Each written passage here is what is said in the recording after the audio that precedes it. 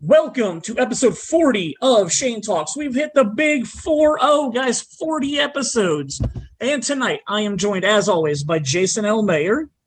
And we're bringing back a guy that hasn't been here since episode number 2. He was on our sequels episode, so we've had 37 episodes since then. We got Brandon Simpson with us because he is my Comic-Con nerd co-pilot. Just put me on blast like that. That's all right.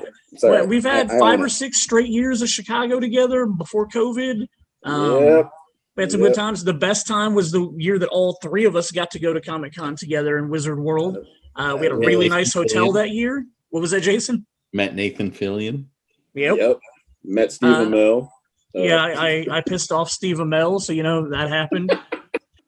Everybody else got to meet him outside of a line, and then I got to VIP it to the front of the line, and he got pissed off at me, so that was a fun time. But we are here today to talk about Marvel movies, but the first thing we do on every episode is we talk about what we're drinking. And since I got my buddy Snow on here, I have 2 beers that I always associate with Snow, and I just happen to have both of them in my refrigerator tonight.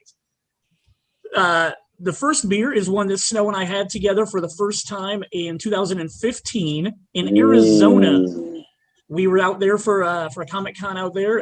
Him and his wife, my wife and I, we week tripped it out to Arizona, and on the weekend we had the Comic-Con to go to.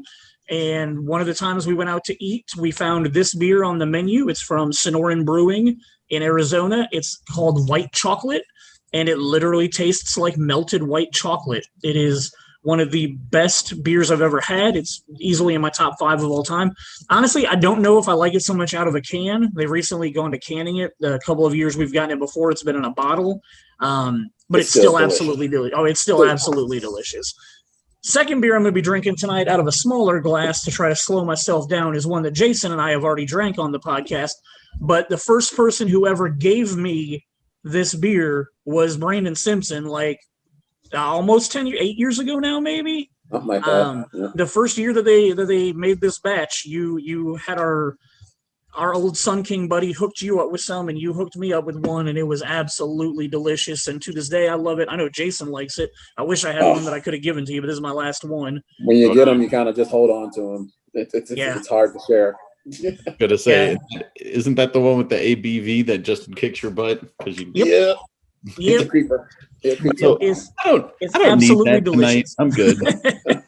So what are you drinking tnight, my man? I am drinking Sam Summer, man. Oh, awesome. My favorite. So very good. I assumed it had to be coming out soon, so I'm glad you were able to get yourself some. Yep.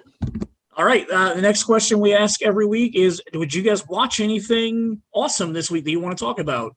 Snow, you're the guest. Let's start with you. What'd you watch this week? It's cool. Well, since I have nothing but time on my hand lately, coolest thing I probably watched this week, I binge watched the first 2 seasons of Warrior. The Bruce Lee inspired show off his characters or stories. How was it? It is amazing. Okay. I mean, between the kung fu fights and all this random stuff, and then you deal with all the Asian racism that happened back in the early 1800s that, weird enough, still happening now. Mm-hmm. But it is really good. The fights, the story. I'm impressed. The man knew how to paint a picture. Very cool. Anything else you watched this week? Ironic, like everything. Yasuka, the samurai, the one with Lathan Stands. The one with the black samurai on Netflix. Okay.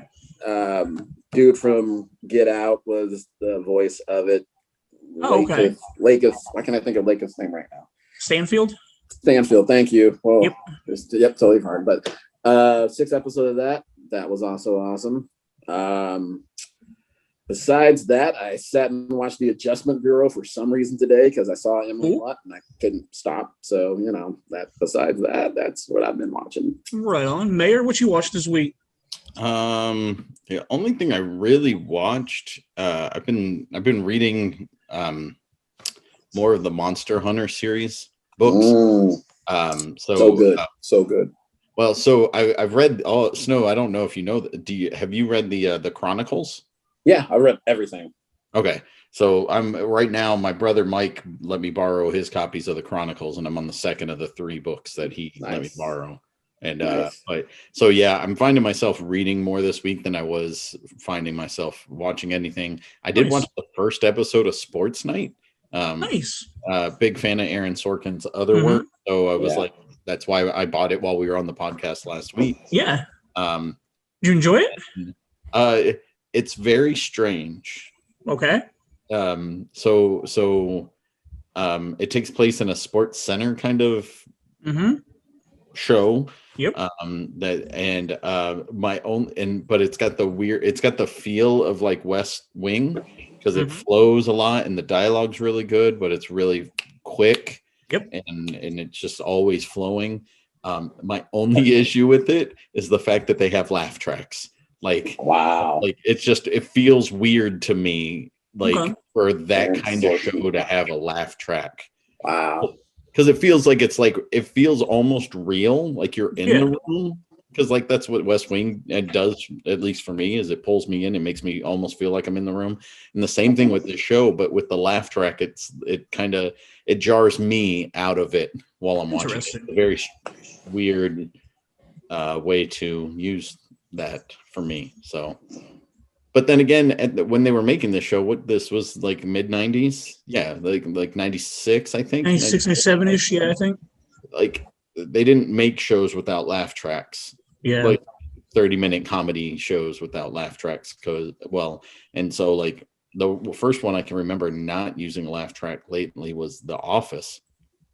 As far as something recent. And like I totally think this show could have been just as good, if not better, without the laugh track for me. But I'm really there's perspective.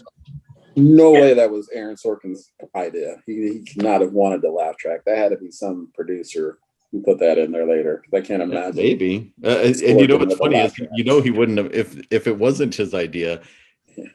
If he remade Sports Night today, he'd be like, "Yeah, no laugh track, no laugh track." No, nobody would be able to say, "No, we need that in there." He would just be, "No, no." Yeah, that shiny gold thing behind me that says no. I had kind of a failure this week of what I watched. Failures that turned out okay, but I got into 2 things that I wasn't expecting. The first off is I was just half paying attention while scrolling through Hulu the other day, I want to say, and I saw something that I thought said The Secrets of Skywalker Ranch. And I was like, oh, cool, I'm going to hit play on this. Like, it's probably going to be some behind the scenes of like how they do all their movie magic at Skywalker Ranch. No, I misread it. It was behind the scenes at the Bunny Ranch? No, that would have been better. Narnia. It was Secrets of Skinwalker Ranch. Oh. Which ended up being okay because I watched all 8 episodes in one day, because it's about this ranch out in like northeast Utah that is a hotbed of alien potential activity. Okay. So they take a bunch of like scientists out there and have them do all kinds of like seismic tests and like looking underneath the ground, and like they shoot rockets into the sky, and like they have video footage of people's like phones going crazy and like all very weird stuff. I honestly feel like half of it like was scripted. Like I'm not sure I completely believe everything that was on this show. It was interesting enough because it was UFOs that I sat through 8 hours of it the entire day. But it wasn't what I was hoping for when I thought it was going to be how they make movies at Skywalker Ranch. Yeah. Then the other thing I fired up over the weekend, I fired up Jupiter's Legacy. I watched that too. Yes. I thought it was a movie. So I fire it up and I start watching, and I'm like, this is a really slow and dull and boring movie. Like, is anything going to happen in this movie? And then all of a sudden the credits are rolling, and I'm like, what's going on? It's like next episode in 5 seconds. And I'm like, wait, this is a TV show? Yeah. So I did watch the second episode, but after that I was like, I was mentally committed to 2 hours of this. Like, so I need to take a break. I haven't finished it yet. It was okay. Better. Wait, it does get better? It does not really. No, that sucks. Better. There's good moments in some parts, but I was already, like you said, 2 hours in, committed, and again, not much else to do, so I finished it. It's what it is. I thought it was a movie, so I was like, okay, I can sit down and watch like a 2-hour, like, lower budget superhero movie. And then, like I said, after the second episode, I was like, I'm not feeling like, I know Mark Miller is like a great like comic book guy and everybody loves him. Oh, Jason doesn't? I'm not a big fan of him or Grant Morrison at all. Oh, okay. Well, yeah. So you probably don't want to watch Jupiter's Legacy because, like I said, I've only seen 2 episodes and I'm bored out of my mind. So yeah, we'll see. I'll probably finish it at some point just so that I know what happens. Because it is kind of a little bit of a cliffhanger at the end of the second episode, but not a good enough cliffhanger that I was like, I want to watch another one.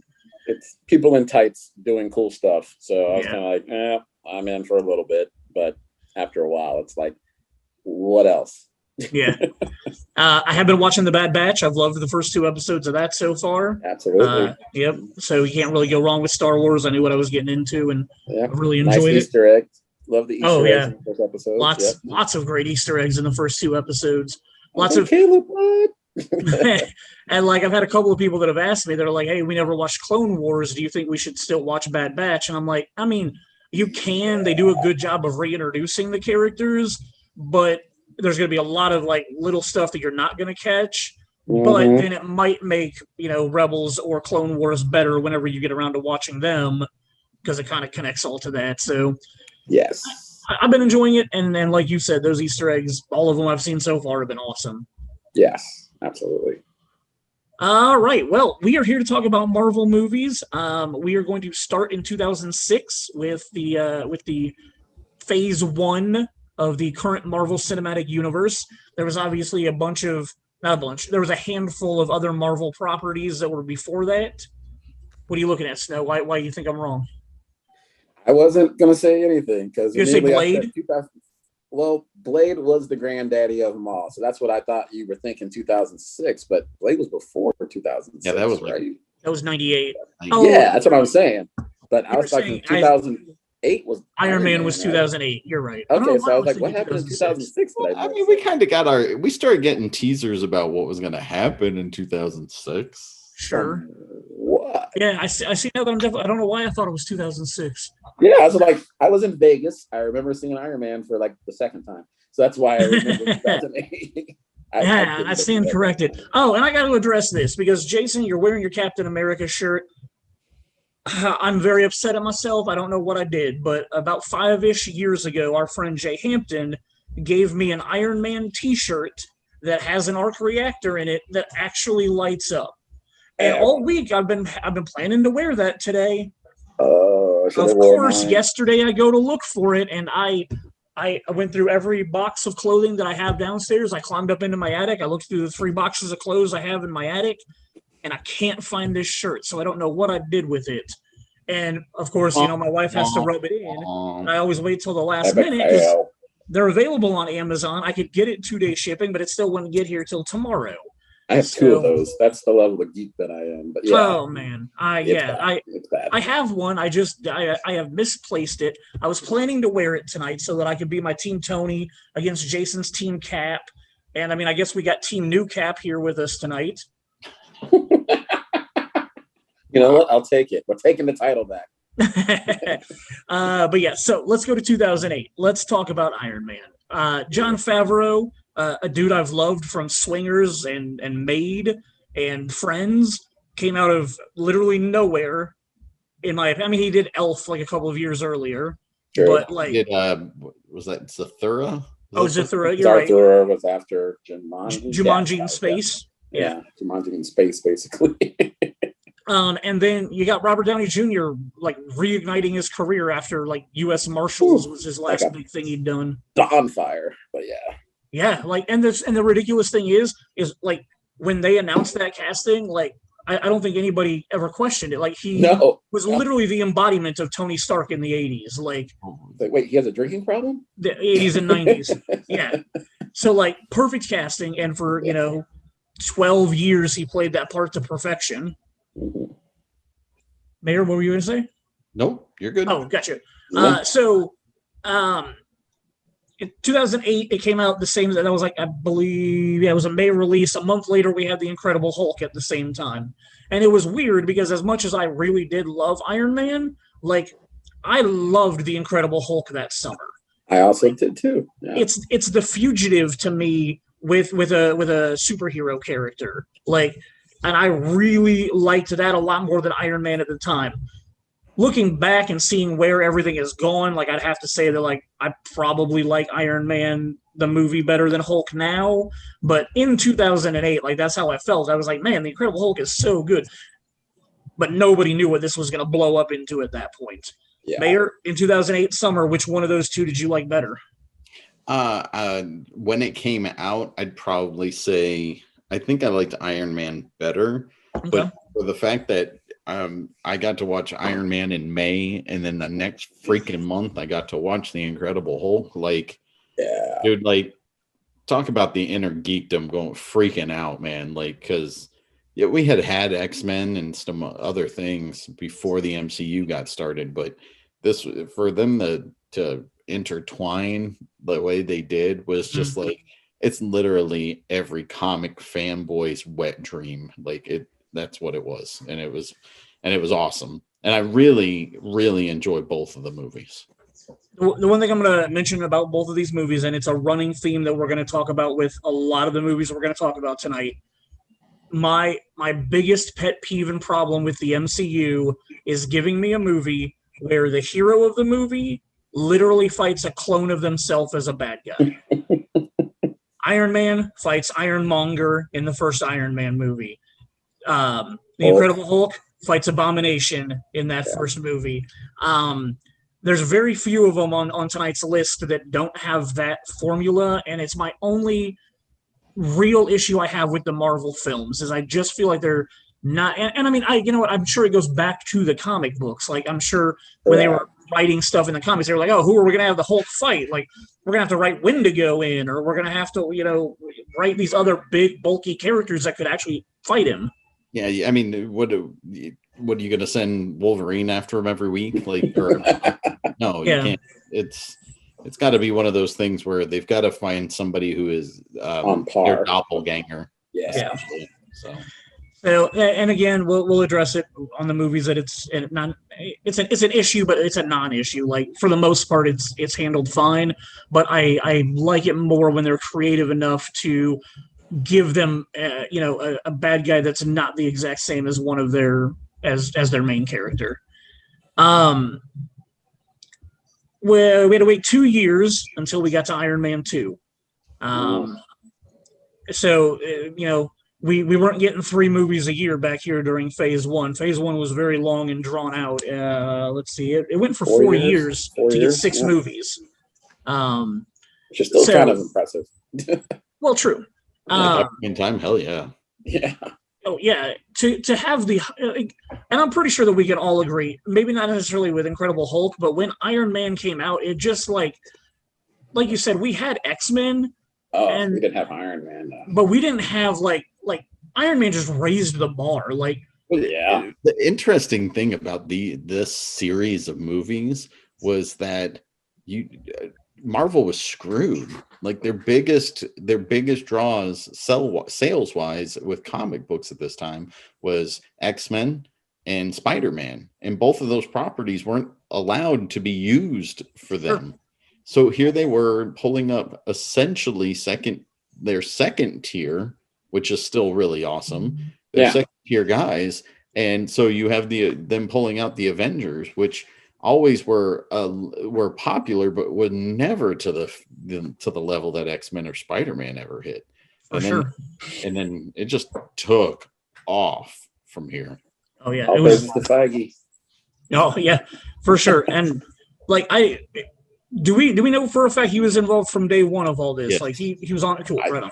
Yeah, he was on there from get-go. He actually also produced the X-Men movies. Yeah, he was the Marvel guy that was in charge of everything. That's cool. Yeah, because I'm drawing a blank. I know the Fox chicks. Laura Donna. Yeah, thank you. Avi Arad, yeah. Yeah, did all Spider-Mans. So cool. So we got no Marvel movies in 2009, but in May of 2010 we got Iron Man 2, which it's not the greatest. Not so good. I really hate the fight between him and Rhodey. the Iron Man suits that pretty much destroy his living room at the party. And, like, I get it that they were trying. I feel like they didn't really give his alcoholism a good shot in the first movie. Yeah. So they tried to do it in the second one, and I feel like that sequence was just an absolute failure. Like, they literally just had to find a reason for them to use that at the end of the movie, so that they sure. And good point.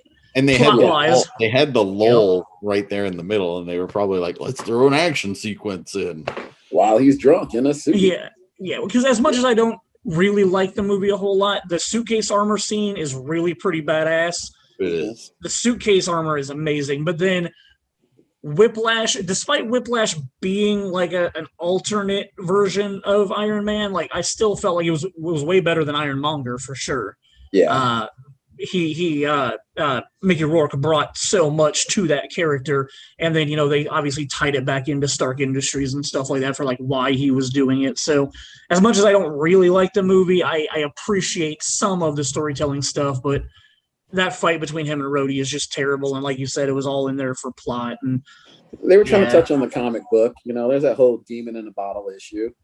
Right. Clayton one, and that's the one where Tony does kind of inhabit the suit drunk, and Cap actually is the one that has to come in and knock him down a peg. Nice. So I think they were trying to cram that into the movie somehow, just to fan service the nerds. We waited another year before we got Thor. This director is another one that came out of nowhere, in my opinion. It was Kenneth Branagh. Yeah, like whoever thought he would do a Marvel movie? Yeah, well, I was gonna say he's not a tradition, like he's not like a blockbuster guy. But he had been directing movies for 20 years by this point. So everything Shakespeare. Sure. Yeah. Yep. I also liked he did a movie called Dead Again. Oh yeah, I think that's what it was called. It was when he was married to what's her face? Emma Roberts. Not Emma Roberts. Emma Thompson? Thank you. Emma Thompson. Yep, I think they were actually married at the time, or they were dating. But yeah, it was all about like this man and a woman, and the man got really jealous and killed her. But then 30 or 40 years later, they were reincarnated, but they had essentially swapped bodies. Oh, so the guy didn't remember anything, but his spirit was the girl from the original airing. And so it was a weird, cool movie at the same time. But I'll look into that. Sounds like don't know anything about it. But yeah, it was kind of weird. And I say it now, and I'm like, that is kind of Shakespearean-ish. Like, I mean, he's done every Hamlet, every Henry V. I mean, Othello. I'm pretty sure he's directed Macbeth. Exactly. Yeah, like he's done a lot of Shakespeare movies. Oh yeah. I personally really like Thor as far as the first phase goes. I love the fish out of water concept. We've talked about that on the podcast before, but stripping him down and removing him from being like a badass, powerful superhero and just making him a normal dude works really well for me. It's a very, very character-driven piece, and I feel like his Shakespeare directing really nailed it for that character. Like, just a man who's been stripped of all of his dignity and everything that he feels like made him who he was, having to figure out how to be that superhero again. A very Shakespearean story that works for him as a director. Anthony Hopkins. I mean, that was very Shakespearean. I was reading an article, and Anthony Hopkins, the part where right before he strips Thor of his powers, and Loki says something, and Anthony Hopkins looks at him and is like, like, apparently that was completely ad-libbed. That wasn't the script. And so I thought that was kind of cool. My favorite scene of that whole movie, though, is probably when he goes through the SHIELD compound. Yep. I was gonna say the same thing. To get to that humor, and then like watching him like completely break down because of the fact that he's not worthy of it. Yep. And oh yeah, and Hawkeye's like, you got to tell me what to do, Coulson. I'm starting to root for this guy. Which is hilarious, because if you watch that, you know that they filmed that entire movie, and then they probably were like, Jeremy Renner's Hawkeye. So then they were like, let's just put a couple of insert shots of him. And that's all they needed. That's all they needed. But and I like it's all breadcrumbs leading up to what it eventually has become, because Loki, no one had to know that Loki was going to blow up and be as popular as he is. Blow up to be as popular as he's now getting his own TV show next month. Exactly. Like nobody could have seen that Loki? coming. Really? Yeah. I mean, especially after Avengers and everything leading up after me, Tom Hiddleston has. If it was anyone else, I don't think it would be nearly as popular as he is. And this movie gave us the great seed of Darcy that we just got back in WandaVision. So, like, this movie was after Iron Man probably my favorite. Man, see, it's tough because 2 months later we got Captain America: The First Avenger. Oh yeah, and that movie is flawless. Might literally be my favorite non-Avengers movie. Out of all of them. It was perfect for them to go back to the 40s with it, tell his origin story. And like, I mean, Jason and I had talked about it, months before the movie came out, where we were like, does Marvel have the balls to do an entire movie in the 40s? Yeah. And then, bring it up to the current time? Because obviously we knew the Avengers was coming. So we were like, are they really going to do a whole movie in the 40s, drop him in the block of ice, and then bring him out in modern time? And they did. They exactly did that. And it was flawless. And it made it believable. I mean, like almost to the point where Cap has been in the world this whole time and we just didn't know. He has trading cards and he was a part of American history. Well, and it's directed by Joe Johnston, who has directed one of my favorite comic book movies of all time, in The Rocketeer. Mm-hmm. And like, I really feel like the dynamic that he has with his two main characters in The Rocketeer and the girl, like, The Rocketeer set in the 40s also, so he knows that time period, he knows that vibe and how guys try to woo women back then, and he did it so good with Peggy and Steve. Mm-hmm. Like it's a damn near flawless movie as far as like an action comic book movie goes. And Bucky is so awesome in that movie. Yep. Like, Sebastian Stan, like the part where, like, I just love it when he because he is who he is and he's this lady's mad at everything. Yep. When Peggy walks in with that red dress and she basically ignores him, and he's like, oh my god, this is what it feels like to be you. It's like, well, and it's so awesome because honestly, a lot of times I don't necessarily forget about him in that movie, but when I think about Bucky now, like when I watch Falcon and the Winter Soldier, I usually default back to just thinking about the Winter Soldier Captain America movie. Like, that's, kind of what Bucky is to me at this point. I always forget we have Bucky's origin story also in the first Avenger. Oh, yeah, and it's so good. I got beat up behind that building.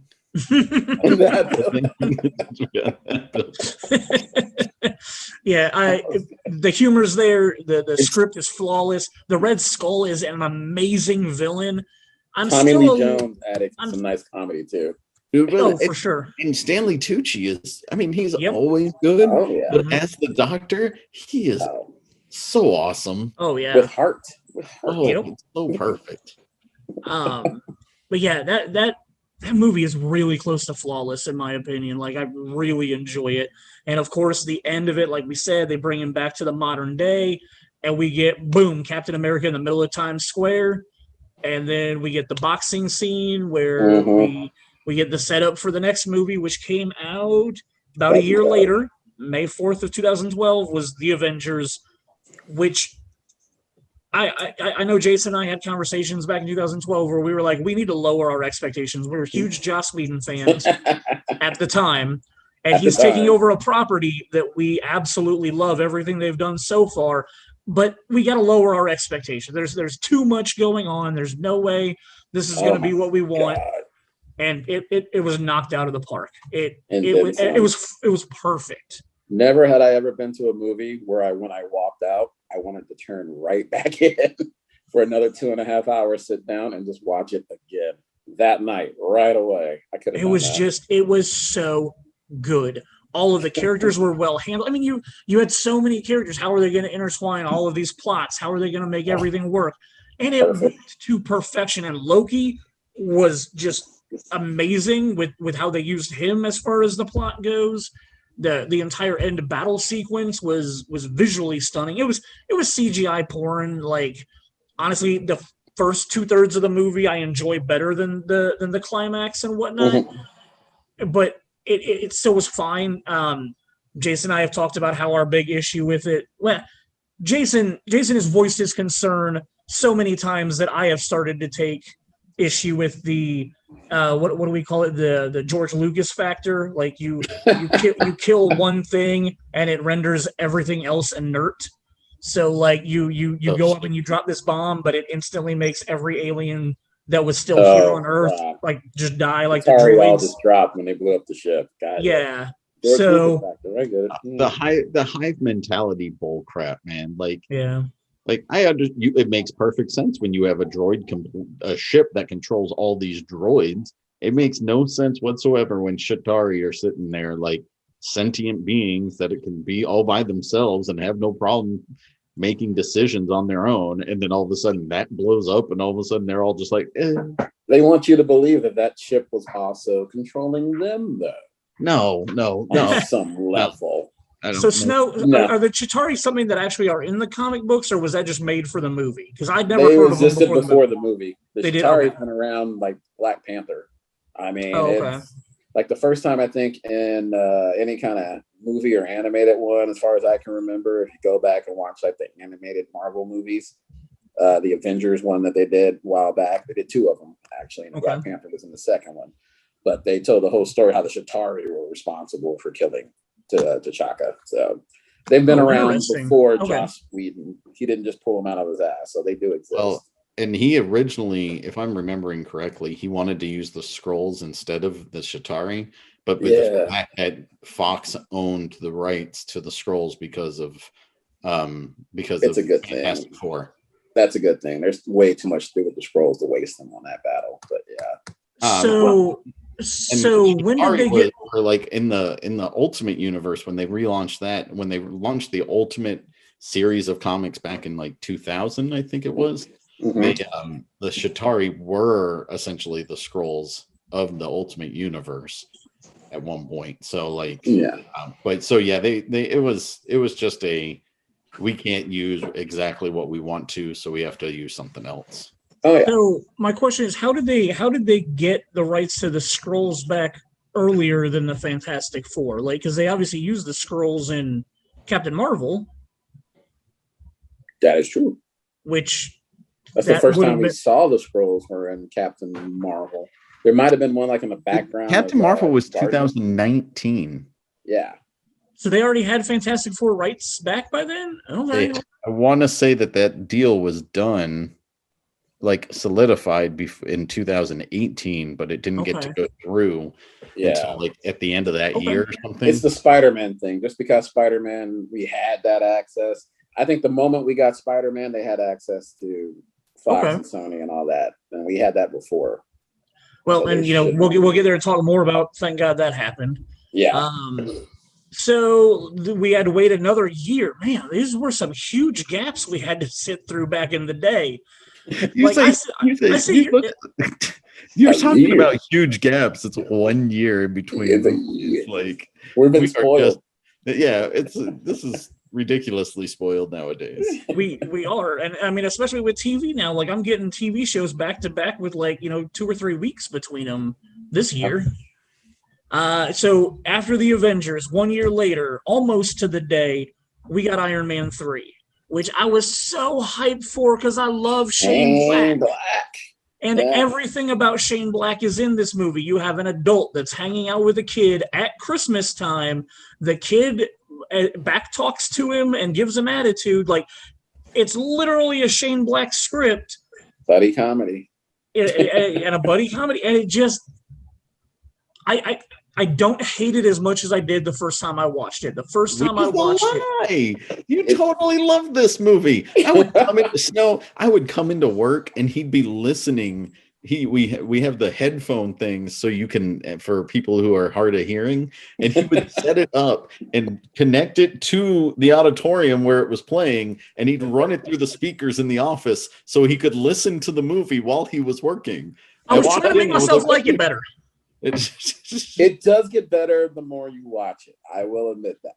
It's like you're almost brainwashing yourself to enjoy the movie because you.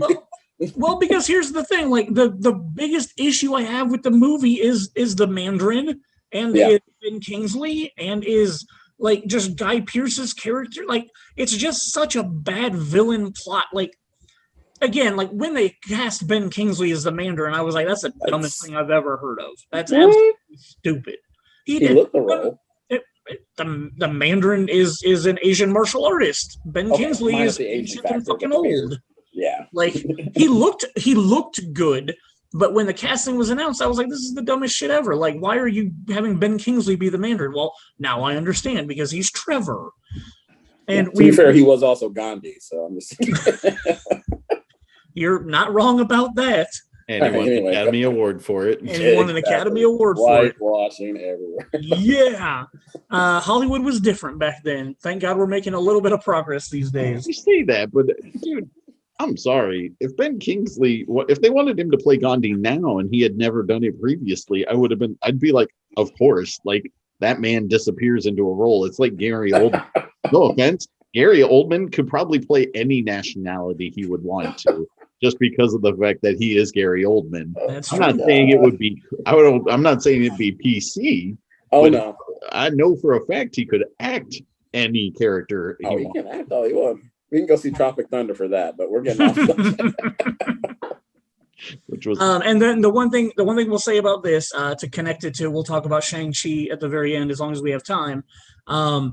I've said this numerous times. I'm pretty sure I said it a couple of weeks ago on the podcast. I literally want the opening scene of Shang-Chi to be, I can't remember the dude's name. The dude from All Hail the King bringing Trevor to the Mandarin. Scoot McNairy. There we go. I want a helicopter to come down in Asia, and I want Scoot McNairy to take Ben Kingsley to the Mandarin. And I want the dude to be like, you've been using my name. Oh, I can't do voices like that. My fault. You gotta edit that part out. Totally bad. I would like the real Mandarin in his Asian that he speaks. Sorry, that was bad. Anyway, I would like for the Mandarin in the opening scene of Shang-Chi to kill Trevor. Just kill Ben Kingsley off, and just make this character that bad of a villain that he kills off Trevor that we've liked from Iron Man 2 and All Hail the King. Our blockade is perfectly legal. All right, I do apologize for my attempt at an Asian accent. I was trying to take on the role of the Mandarin. It's okay. Yeah. So I apologize for that. But anyway, that's what I would love to see is the opening of Shang-Chi, like, connecting it back to Iron Man 3. But overall, I don't understand why, I don't want to be a superhero is a thing. Like, they did it in Spider-Man 2 when he decided he didn't want to be Spider-Man anymore. And, it's just this whole, I want to walk away from being a superhero that they did it at the end of Iron Man 3 when he blows up all of his suits. And he's like, I don't need these anymore. I have the surgery, so I don't need an arc reactor anymore. I didn't care for house cleaning protocol. Yeah. I don't think that was him walking away from it.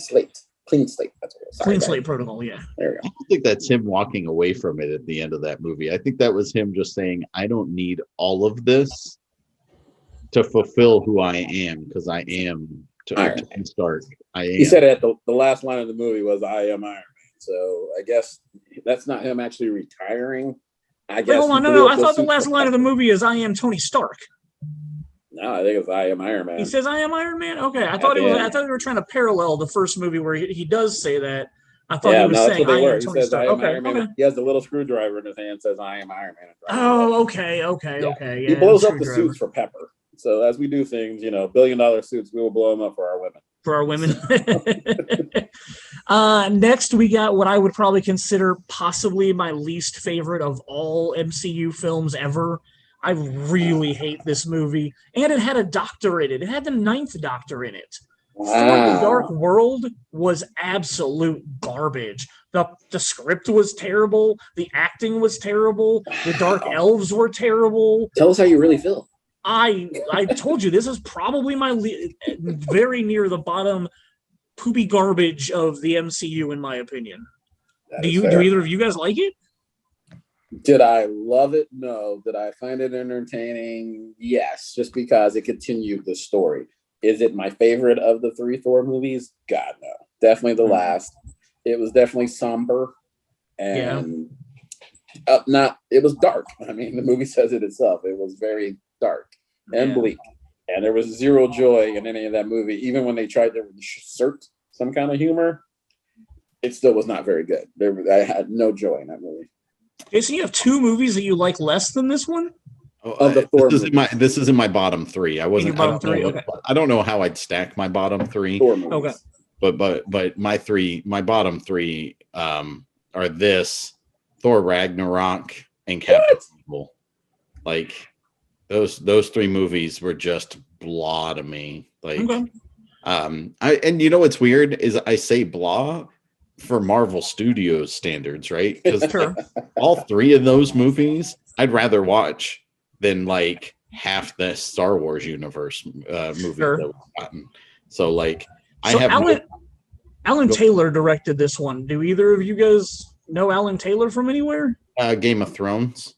Oh, okay. That would make sense. It felt very Game of Thronesy. Yeah, I can see that. Okay. Yeah, that's who directed this one. Yes, I apologize for interrupting you, Jason. Please finish what you were saying. No. I was just gonna say, like, those are my 3 least favorite of the MCU, but literally, like, I'd watch all 3 of those before I'd watch Last Jedi. I'd watch all 3 of them before I'd watch Attack of the Clones. Like at least the second half of Attack of the Clones. Maybe maybe the first third I like. I don't know. But yeah, it's still one of those things where it's like they have to have bad ones, right? Like, I'll let you know when we get to my bad one. I'll let you know when it's gonna, and nobody's gonna think it is, but I think it's the worst one. That's it. Oh my God, is Black Panther your least favorite Marvel movie? Duh. Oh my God, I should have seen that coming. Yeah. So the next one is one that I think a lot of people, I don't dislike the movie, but a lot of people like it a lot more than I do. But we finally get the Russos involved in the Marvel Cinematic Universe, and I was a huge Community fan, so I was baffled when I heard they were going into Marvel and doing action, because I've known them as some of the funniest people on television. Arrested Development. They started with Arrested Development, and then they went into Community, and were like directed about half the episodes in the first 2 seasons, and directed some of the best episodes on the show, period. So for them to switch over and come into Marvel, I was just like, what? How are they going to do this? And they nailed it with the Winter Soldier. Oh, yes. Like, I don't dislike the Winter Soldier in any way. I thought it was okay. I like what they set up in the movie. I like bringing in Black Panther the way they did. Like, that Falcon, the other black one, sorry. Was Winter Soldier not the one that started off with King T'Chaka getting killed? That would be Civil War. That was the same directors. That's all right. Yes. Oh, see, crap. I got my stuff confused. I apologize. Yes, they brought in Falcon. Your left. On my left, yes. Damn, after all of that. That's why I have to have my super nerds with me, because I got too much going on up in here. I get stuff confused. So apologies. I'll save that for later. But I like Robert Redford in this movie. Yes. A lot of the action scenes in this movie were pretty good. The chase through the buildings and jumping the roofs was pretty badass. Freeway chase was awesome. Yep. Dude, and this is where you finally, like, you get a real sense of Black Widow. Like, yes, her loyalty, how glint of her everywhere else, but this is the one. Oh, yeah, we didn't even address them introducing her in Iron Man 2. Yeah, we didn't even address that. But yeah, so like in this movie, she's getting more depth to her character, and I love the flirting that she's doing with Steve throughout the whole thing, and it's one of those things where it's like, it could just be her training that's kicking in, or it could be she actually finds Steve attractive. Training. You can tell which one it is. And I think that's great. And it worked perfectly for this movie. Yes. So, because even when she grabs him and she kisses him in the mall or whatever, it's one of those moments you're like, are they gonna put these two together like for real? Like, or is this just like it? So I thought it was really cool the way that they pulled this. This is easily top 5 for me. Okay. I agree. It was very political.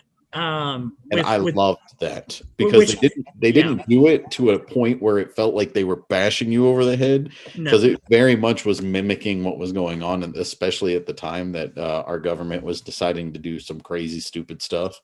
So not that they're not now, it was just properly mimicked at that point. So, but yeah, like this is easily top 5 of the movies for me. So it's fantastic.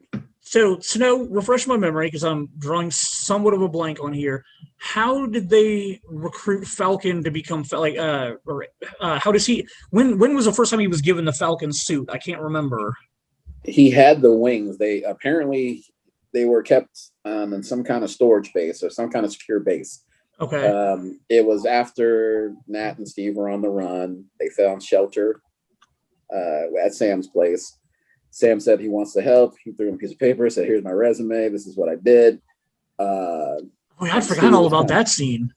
Yeah. And Steve's like, "Oh, I thought you were just a parachute guy, you know?" And he's like, "No, this is what I did." But the only pair he knew of were some army base behind steel doors. And he's like, won't be a problem. And then him and Nat go and break them out. That's right. First time you see is when they throw what's-his-nuts off that building. And then, yes. Yep. Yeah. I need to rewatch that one. I haven't watched that one in a long time, so thank you for reminding me about that. I forgot all about that.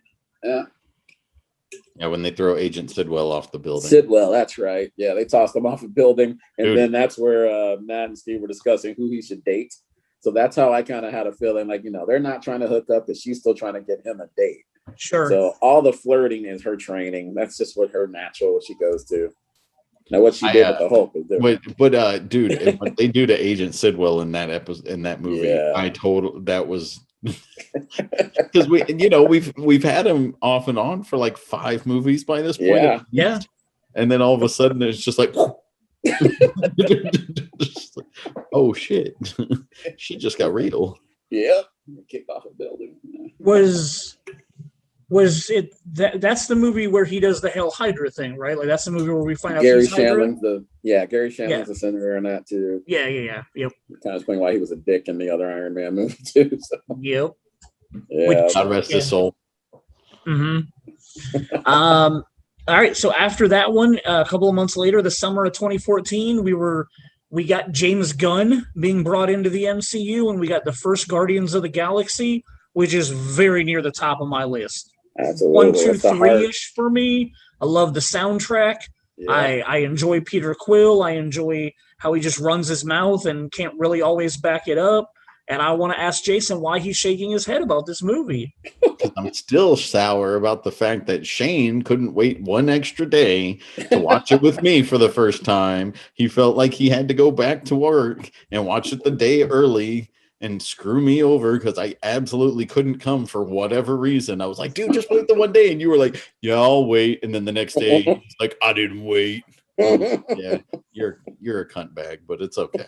But I feel like I didn't tell you until after the movie that I didn't wait. I know. I remember. Yeah, like I made you think that I hadn't watched it yet when we watched it. But it's okay. Yeah. You know what's weird is you brought up the soundtrack. Yeah, the soundtrack's amazing. Well, so the soundtrack from the beginning of the MCU through Avengers, they had a bunch of they had a ton of soundtracks that were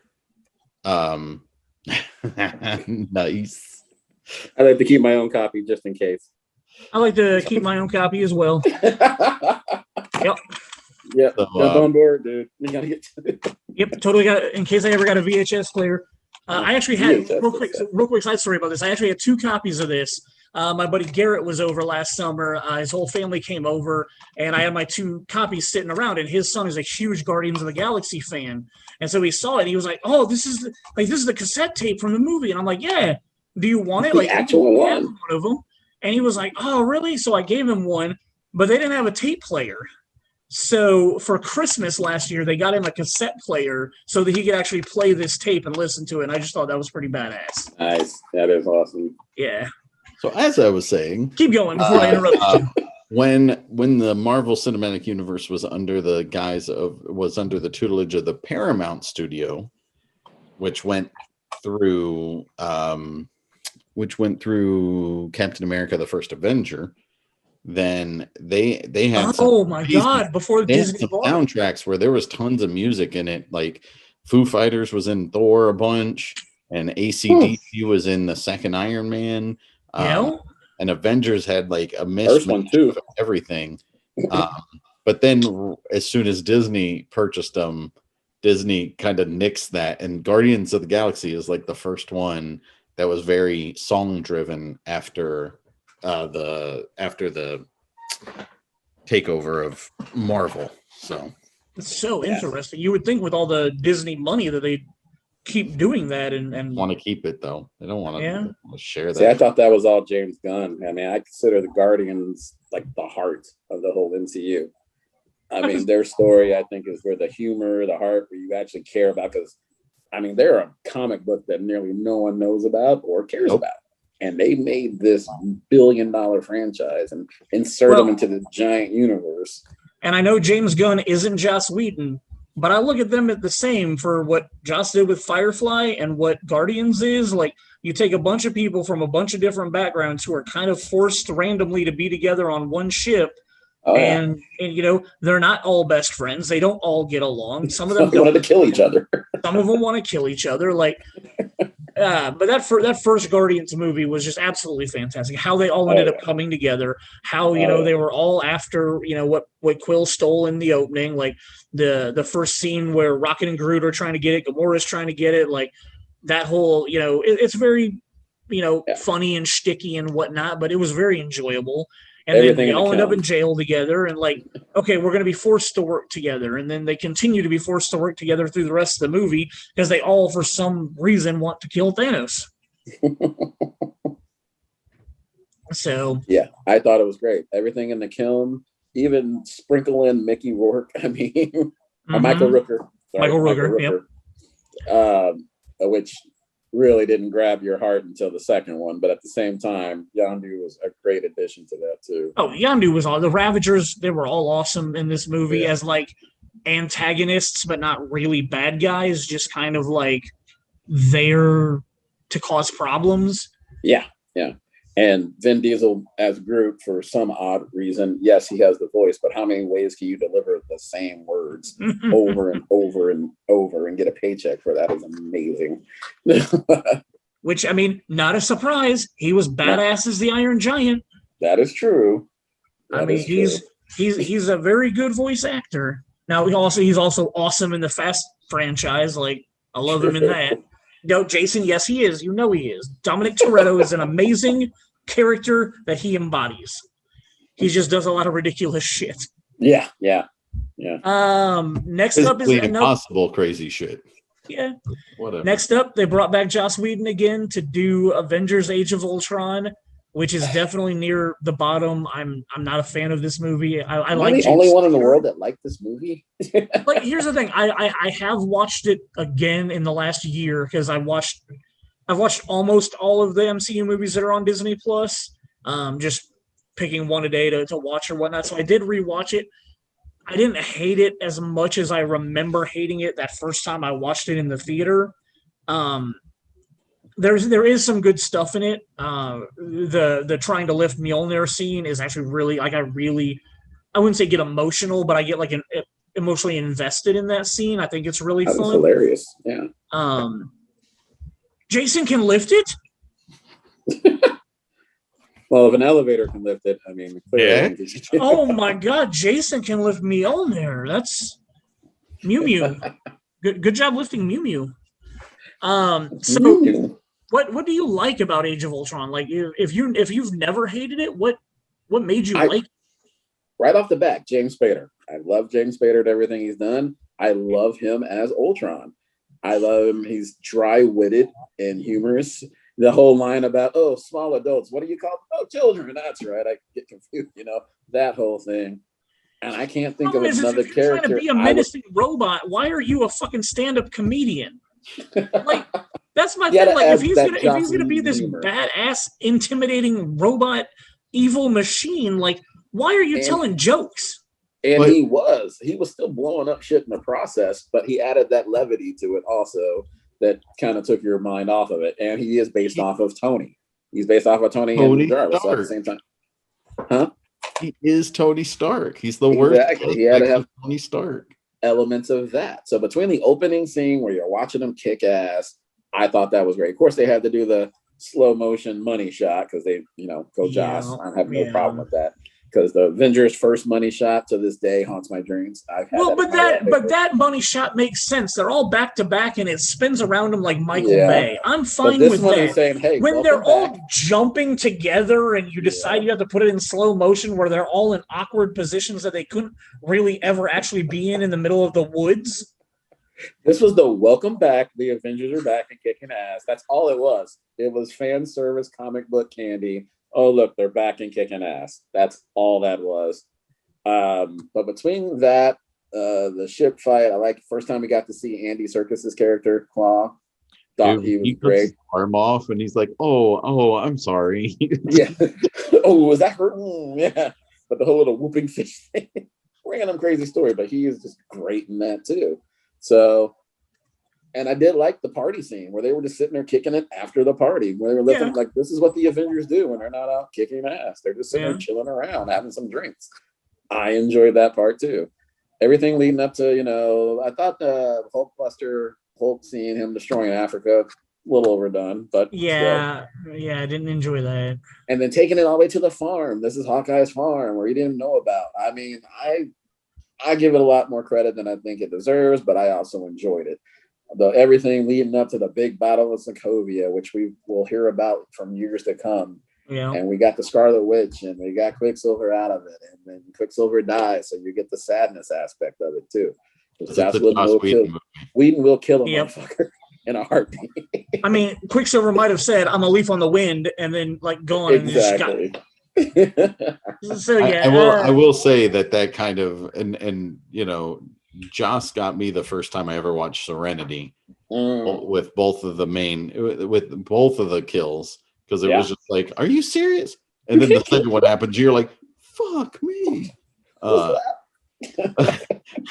then when he did it with Quicksilver, he's like, you didn't see that coming, and I was like, oh shit, those are bullet holes all through him. Oh no, he's no, he's dead. He's dead. Fuck, he's dead. And oddly, I just didn't care when it happened. I don't feel like they built that character up, and it wasn't like I'd watched 18 or 17 episodes of Firefly to get to the point where I cared when they killed somebody off. I literally didn't care at all when they killed Quicksilver. Them swapping sides like that, I feel like it was a little forced. She saw the bad premonition. Oh my God, what have I done? Now I got to be a good guy. But even the Hawkeye speech, the building's flying, the ground is flying. There's robots trying to kill us. I have a bow and arrow. Well, and the premonitions though, my only sad thing, now knowing everything that we know in the MCU, I'm really sad that Tony's vision that she showed him never actually happened. That would have been cool. I really would have loved if that would have happened in Endgame, or not Endgame, in Infinity War. Infinity War. If Tony had watched all of his friends die directly in front of him, I feel like that scene in Age of Ultron would have been better and made more sense. But the only reason it doesn't, because she didn't actually show the future. She only showed you your greatest fear. Okay. And that was Tony's greatest fear. So it wasn't actually this is going to happen. This is just what Tony feared. So it made sense, and it kind of happened-ish at the end. But I digress. I did kind of like it. I know not everybody like it. It's at the bottom of my favorites, but it's definitely at the bottom of my MCU movies. It's in the bottom half for me. Yes. But it's the least favorite of the Avenger movies. out of the four. Yeah. Out of the four. You're right. But it definitely, I think it's pretty much middle of the pack, maybe the bottom of the middle. Yeah, gotcha. But upper middle crust, no. So that summer of 2015, we got Bring It On director Peyton Reed's Ant-Man, which Scott Lang being played by the timeless Paul Rudd. Paul Rudd, thank you. Wow, I literally his name flew out of my head. Long, you forgot. It's okay. Well, we just watched Clueless like a week or two ago, and so like I was thinking about his character in Clueless, and totally his name slipped out of my brain. It's that hobo blood. Him and Tom Cruise. It's that hobo blood. Yeah, like they literally just don't age. Yeah. Ant-Man, which was a lot of fun. Like it's a heist movie. It's a great heist movie. It's a great heist movie. And the 3D is fun. The 3D was so much fun at that movie. Yes. It made you think, how are they going to take these shrinking characters and make them a superhero? And I'm like, oh, well, that's how you do it. And he's been around as long as, Captain America. They took him way back in the war. You don't get Hank Pym, because how are you going to introduce Ultron and shit without Hank Pym? Hank Pym's already an old bastard by then. Let's bring in Scott Lang right off the back. Loved it. I thought it was a great idea. Man, that first scene in his bathtub when he puts the suit on and then shrinks down, it looks so cool. Like when I was a kid and I watched Honey, I Shrunk the Kids, and I was like amazed at the terrible not CGI Bumblebee and like stuff that, and like the giant grass and stuff that they had for that practical. Ant-Me. What's that? Say Ant-Me, but yeah. Oh yeah, yep.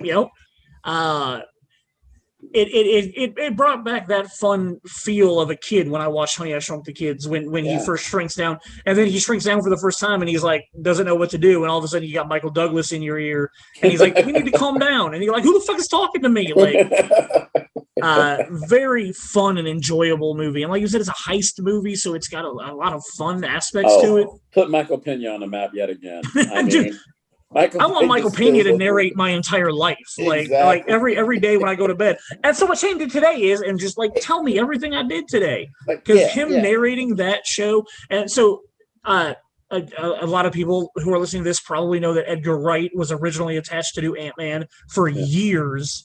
Oh, yeah.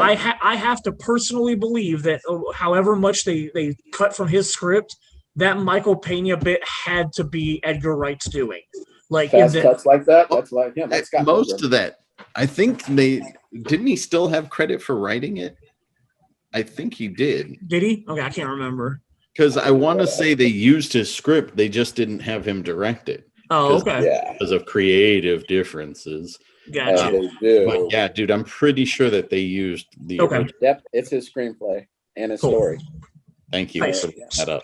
Yeah, so I love the fact that I know that no matter what, Edgar Wright was responsible for Michael Pena having some of the best dialogue in the entire movie. Oh, yeah. I thought it was great. Yeah, he's fantastic in that role. He's so funny. So after that, we had to wait almost a year for Captain America Civil War. Oh, a whole there we are. Which, yes, finally got the death of T'Chaka. We got the Black Panther being brought in as a badass. Literally the first sequence where he's chasing down Bucky and there's like 4 different fights going on at the exact same time is so fun. And actually, he doesn't chase down Bucky. Movie I don't like the least. It's my least favorite Marvel movie. Wait, what? I know. Civil War? Civil War is down there with the Dark World for me. Why? What do you not like about it? It's not the fact that my heroes are fighting each other, because everybody hates to see where their heroes are actually battling each other. Okay. I think I enjoyed the comic, and this is another case where I think I enjoyed the comic book so much, that story. So watching them try to do it on the big screen just left me wanting so much more, and I was kind of like, that's not how it went. That's not how it went. So everything that they did just seemed forced. They forced Black Panther into the story. They forced Spider-Man into the story. They forced a reason for Bucky and Tony to hate each other, or for Tony. So to I feel like you already mentioned it earlier. Somebody different killed T'Chaka in the comic books. It wasn't. Yeah, well, comic books and in the animated, it was the Chitauri. Chitauri were trying to invade, and they're also shapeshifters of the sort too. Gotcha. Depends on what you read, depending on what you're reading. But the whole Zemo thing, I mean, I know that's part of the MCU and how you introduce Zemo and how you do that. Looking back at all the small pieces of the puzzle, you know, I think it's brilliant to where it is now. But first watching Civil War, I did walk out of that one like, that's not my story, you know, because there is so much comic book kind of just left on the floor there. Where Tony's falling over having to kill Cap. I mean, there's a lot to it. So you're having a whole lot more of Shane with Jurassic Park than most people are. I think that's why I didn't like it as much. I love the comic book version so much more, and to me, this was a little just fan service forced in. No, interesting. This should have been Avengers Civil War. This should have been Captain America Civil War. It's like, oh, we have to make another Captain America movie. Let's do this real quick and make them, break them up. And that shows you how much power Chris Evans had at that point. Well, not only that, but it could have just been Marvel Civil War. It didn't even need Avengers on the front of it. Well, they already signed him up for so many Cap movies, so I feel like they had to make use of his contract. Probably. So like, oh yeah, let's go ahead and make this Cap's Civil War. I don't know. And then, they fight, they hate each other, but they find a reason to come back together. I mean, not for a while, but but I still feel like the airport scene, the airport fight still has you got Wanda and Vision fighting each other in that scene. Like you've got Hawkeye and Black Widow going at it. Like you've got a lot of these friendships that have been built up that I agree with you. It felt forced that they made them fight each other, but I still felt like it was pretty emotional. And then the introduction of Spider-Man in that sequence. That was the best part for me.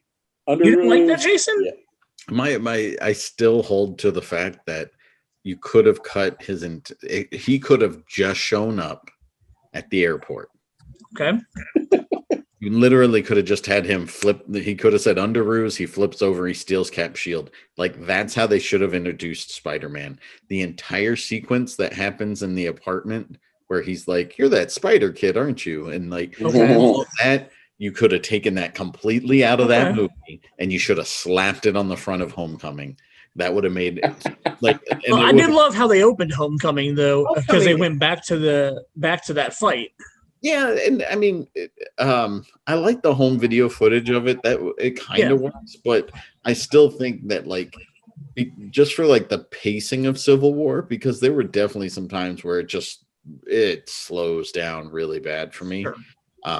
I just think personally you could have cut that entire sequence out and just thrown it, or heck, make it one of the cut sequences at the end of the credits or something. It would have definitely felt. It's all the small pieces that I don't know if it's all Feige or what, but only thing I could see the apartment scene doing is showing you how their relationship started. How Peter and Tony, how he has that respect for him and Mr. Stark, and how Tony was always macking on his aunt too. That whole thing. So I think they had to make Aunt May age appropriate. Exactly. Marissa Tomei. Marissa Tomei, who is beautiful at whatever age she is. Yeah. But do you want a 60, 70, 80-year-old Aunt May for a 16-year-old kid? No, that's grandma. That's not Aunt May. Okay. I mean, Sally Field did pretty good. She still looks all right. That was in the Amazing Spider-Man. But right. Anyway, sorry. I don't know, man. The Aunt May in the Sam Raimi movies is my Aunt May. That's in all the comics and cartoons that I watched when I was growing up, Aunt May was an old white lady. You're right, but you don't have to. If nothing else, these movies have proven to us that we don't have to stick to the freaking narrative of the comic books at all. You are very correct. Very true. I think they've definitely done that. If I wanted to read the comic books, I'd go read the comic books. Okay. Movie. So you're right. True. So the next movie, that was our summer of 2016 film. The next one was our November of 2016 film. I feel like this is when Marvel started getting on the one in the summer release and then one in the winter release. We got Doctor Strange, which had Benedict Cumberbatch in it. Yes. It's a good movie. It's a fine movie. It's in the middle for me. I don't love it. I don't hate it. It's enjoyable. Yeah, it did its job. And exactly. The villain was not a very good villain, in my opinion. And then the ultimate reveal of how the Ancient One was operating was kind of okay. I mean, I've seen this in 400 other movies that the the mentor that you've had your entire life turns out to be the one that's actually the ultimate bad guy. Like, yeah, it is, and not even the ultimate bad guy, because she didn't really think she was doing anything bad. You never know. That movie only did two things, and I think it served its point. Introduced Doctor Strange, which the moment I heard it was Benedict Cumberbatch, sold. You can do no wrong by me. I think it's great. But Sherlock is amazing. Exactly. And I just think it was just pure eye candy from the moment. Every time they hit the glass universe or whatever, throw in your 3D goggles, it was just eye candy.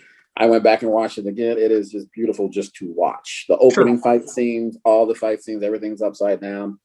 That's the only purpose of that movie right now. This is one of those movies, and specifically one of the Marvel movies, where the trailer got me so excited that I think the movie couldn't live up to the trailer. Yeah. Like the trailer was like an Inception level trailer. Like, there's all this weird motioning, moving stuff that I don't understand, and they're fighting in it, and I was like, you want to watch. Yeah, and then I watched the movie and was very let down. And most importantly, what I was let down for, and I mean, who knows if they're even going to address this in the sequel? Like, Baron Mordo didn't really get the villain treatment that I needed. Like, obviously, you find out by the end that he's kind of a bad guy, but like, throughout the whole movie, I was expecting like halfway through for him to turn and be jealous of Stephen Strange. Like, I expected that to happen halfway through, and it just never really happened. I think they wanted more to tell later. They didn't have time constraints more than I mean, and the other thing is that, they're just finding reasons to introduce Infinity Stones, because everybody knows by now we're working our way up to the big climax with whole Thanos and everything. So they're just finding new ways to introduce the stones. And Eye of Agamotto, great way to introduce another stone. For sure. Did either of you guys know Scott Derrickson before this movie? The name doesn't ring a bell to me. No? Not from it, no. Yeah, I have no idea what else he's done. So we will jump to the summer of 2017, where we brought James Gunn back for round 2 of Guardians of the Galaxy. This is in my bottom 3 films. I hate Ego. I was excited about Ego. I was excited that it was Kurt Russell. I couldn't see them going wrong with, a sequel to one of my favorite Marvel movies. Everybody coming back, bringing in Kurt Russell as Ego. And I literally hated the movie. Was that? I mean, it's hard to follow up the first one, though. It is. That's just a tough order. The soundtrack, even wasn't there, but everybody's been playing Brandy afterwards, but still, it's not nearly as great. Not at all. Besides the final scene where they're fighting in the center heart of Ego, the rest of that movie I could probably do without, honest. Well, Rooker Yondu going through cleaning house. I thought that was kind of funny. And too. Stallone showing up with the original Ravagers, I thought that was cool. Classic nod too. Yeah. But other Rocket playing Home Alone in the woods was pretty cool. That was kind of fun too. He was having fun with it. I know the sister thing with them coming together. I guess that was kind of cool too. I'm not gonna lie, I might have teared up when Yondu died. Sure. That was. I mean, that got me. That was an emotional sequence for the fact that his dad was never really there for him. Yondu was there for him, maybe not for the greatest reasons, but still cared about Peter, obviously way more than his dad does. His dad proves that he doesn't give a shit about his son as a person. That's my father. Yeah, so I can understand that. Some of that stuff was okay. But I just was so let down with this movie, so disappointed with this movie. Everybody wanted the first one, the way you felt when you saw the first one. So definitely in the bottom 3 for me. And then that same summer, 2 months later, we got the Unicorn. Sony and Marvel had figured out a way to work together, and we got they obviously worked together in Civil War because of that, but we were able to get Spider-Man Homecoming, which was luckily not another origin story, which is something I feel like most Marvel's done a fairly good job of not giving us. I mean, other than Iron Man, most of their movies haven't been origin stories. They might have had flashbacks to the origins, or they might have had their origins in other films before they gave somebody their own film. But Spider-Man is just Spider-Man in Homecoming. And everybody knows by now what happened. We know the story. So now he's just a kid with superpowers. Yep. Go out there and do something. I mean, and still technically to this day, we've never seen him get bit by a radioactive spider. We don't know how or why it happened. We just know that it happened. Exactly. And Michael Keaton's amazing in this role. Oh my God. He's good in most car movies. Scene too, but dude, the entire sequence in the car is just... Yes. I felt tense. Yeah. Yep. That is the best scene in the entire movie. One of the best scenes that in the Marvel Cinematic Universe, where, like you said, they're in the car and they both realize who the other person is. Yeah. And it is so tense. And I mean, I love how they connected it back to the first Avengers movie, where like Michael Keaton was just stealing shit that the Chitauri left behind. Like, very well done. Oh yeah. I thought it was great. Then we get another. I'm in the middle on this Thor movie. Taika Waititi is a fairly good comedic director. I like, What We Do in the Shadows. It's pretty fun. I just didn't feel like, I know they were trying to do Planet Hulk. Is that what the comic was called? Pretty much. Yeah. So obviously, since they can't officially do a Hulk movie, they have to make him side characters and everything. They brought in a way to do a Thor movie with Planet Hulk as like the side plot to it and whatnot. Jeff Goldblum was weird in this movie. This is like my upper 10. I mean, is it really? Ragnarok. And my other problem is like, and I understand like a lot of these actors, like Robert Downey Jr. is guilty of this also. As they get bigger in the MCU, they get more demanding. Like Robert Downey Jr. doesn't want to wear anything but like a green suit now, so that he can just not wear any armor or helmets or anything like that. It's all CGI. It got to the point where Chris Hemsworth was apparently not interested in going through the process of becoming Thor. So they decided that, we're going to make him a comedian in this movie and we're going to shave his head so that you don't have to go through, putting a wig on every day. You can just, have a shaved head now, like a very short haircut now. They got rid of the helmet in the first one. I mean, you saw the helmet for 4 seconds. Yep. Took it off. It was like, this is Chris Hemsworth. We have to see that beautiful face. Exactly. But it's Thor. He needs the helmet. Yeah. But this one was kind of disappointing to me. There are some things in it that I like. I did not stop laughing in that whole movie. Even when people were getting murdered and Kate Blanchett was wrecking shit, I was still laughing. My problem with this movie is I felt like it didn't take the right beats. So like while we were watching it, I remember thinking it was mainly when they were on they're on the elevator and it's Thor and Loki. They're going up and they're having this like serious heart-to-heart moment where they're actually being brothers and like being real with one another, and it's going so well. And it was like he didn't even give it like a downbeat to wait for the next like comedic moment. It was like it went from that to we should do Get Help, like and which is funny. Like Get Help was funny and I enjoy that moment, but like for it to be one entire sequence, it didn't like it was like okay, we had this serious moment, now go do more comedy. And it was just like I felt like the timing was just slightly off on most of this movie for me. Okay. So that just might be his directing style. I don't know. I mean, it felt like Jojo Rabbit. I mean, in the most depressing era, he still found a way to put comedy in it. So it's definitely his style. Yeah. It again, it's in the middle for me. I don't hate it, but I also don't really care for it. Like I don't go out of my way to watch it unless I'm trying to rewatch the whole MCU. Snow.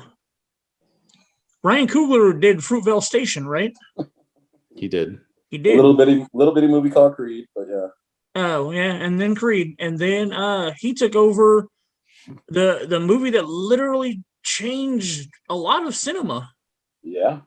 Like this movie, like it's an MCU like cartoony comic book character that literally fucking has changed cinema. And the world. Yeah, and it is a damn good movie. A good plot to it, and then it's only been intensified in the last couple of months with the unfortunate passing of Chadwick Boseman. Mm-hmm. And like they're working on the next movie. I can't even imagine what Ryan Coogler is going through mentally trying to do a sequel that's obviously been in his head since he did the first movie, but still planning to do it with T'Challa. And I mean, like he knew. now, Chadwick told him before that he was sick, so he knew. Gotcha. But I mean, like, as a movie viewer, that was a huge surprise to me because obviously I didn't know anything about him being sick, and so him passing away was literally just like, what the fuck do you mean that Black Panther's gone? Right. Like, and I'm sure because I know from the comic books that Shuri eventually takes over in the comic books as Black Panther. So with all this stuff going on in Hollywood these days, we knew that was eventually going to happen, but I don't think they planned on fast tracking it like they're going to have to for Black Panther 2 now. Yeah, which it's still a ways away, but sure. Yeah, but that movie again, one of those other ones where you walk out and I wanted to go back in because I thought visually the way they did Wakanda, beautiful.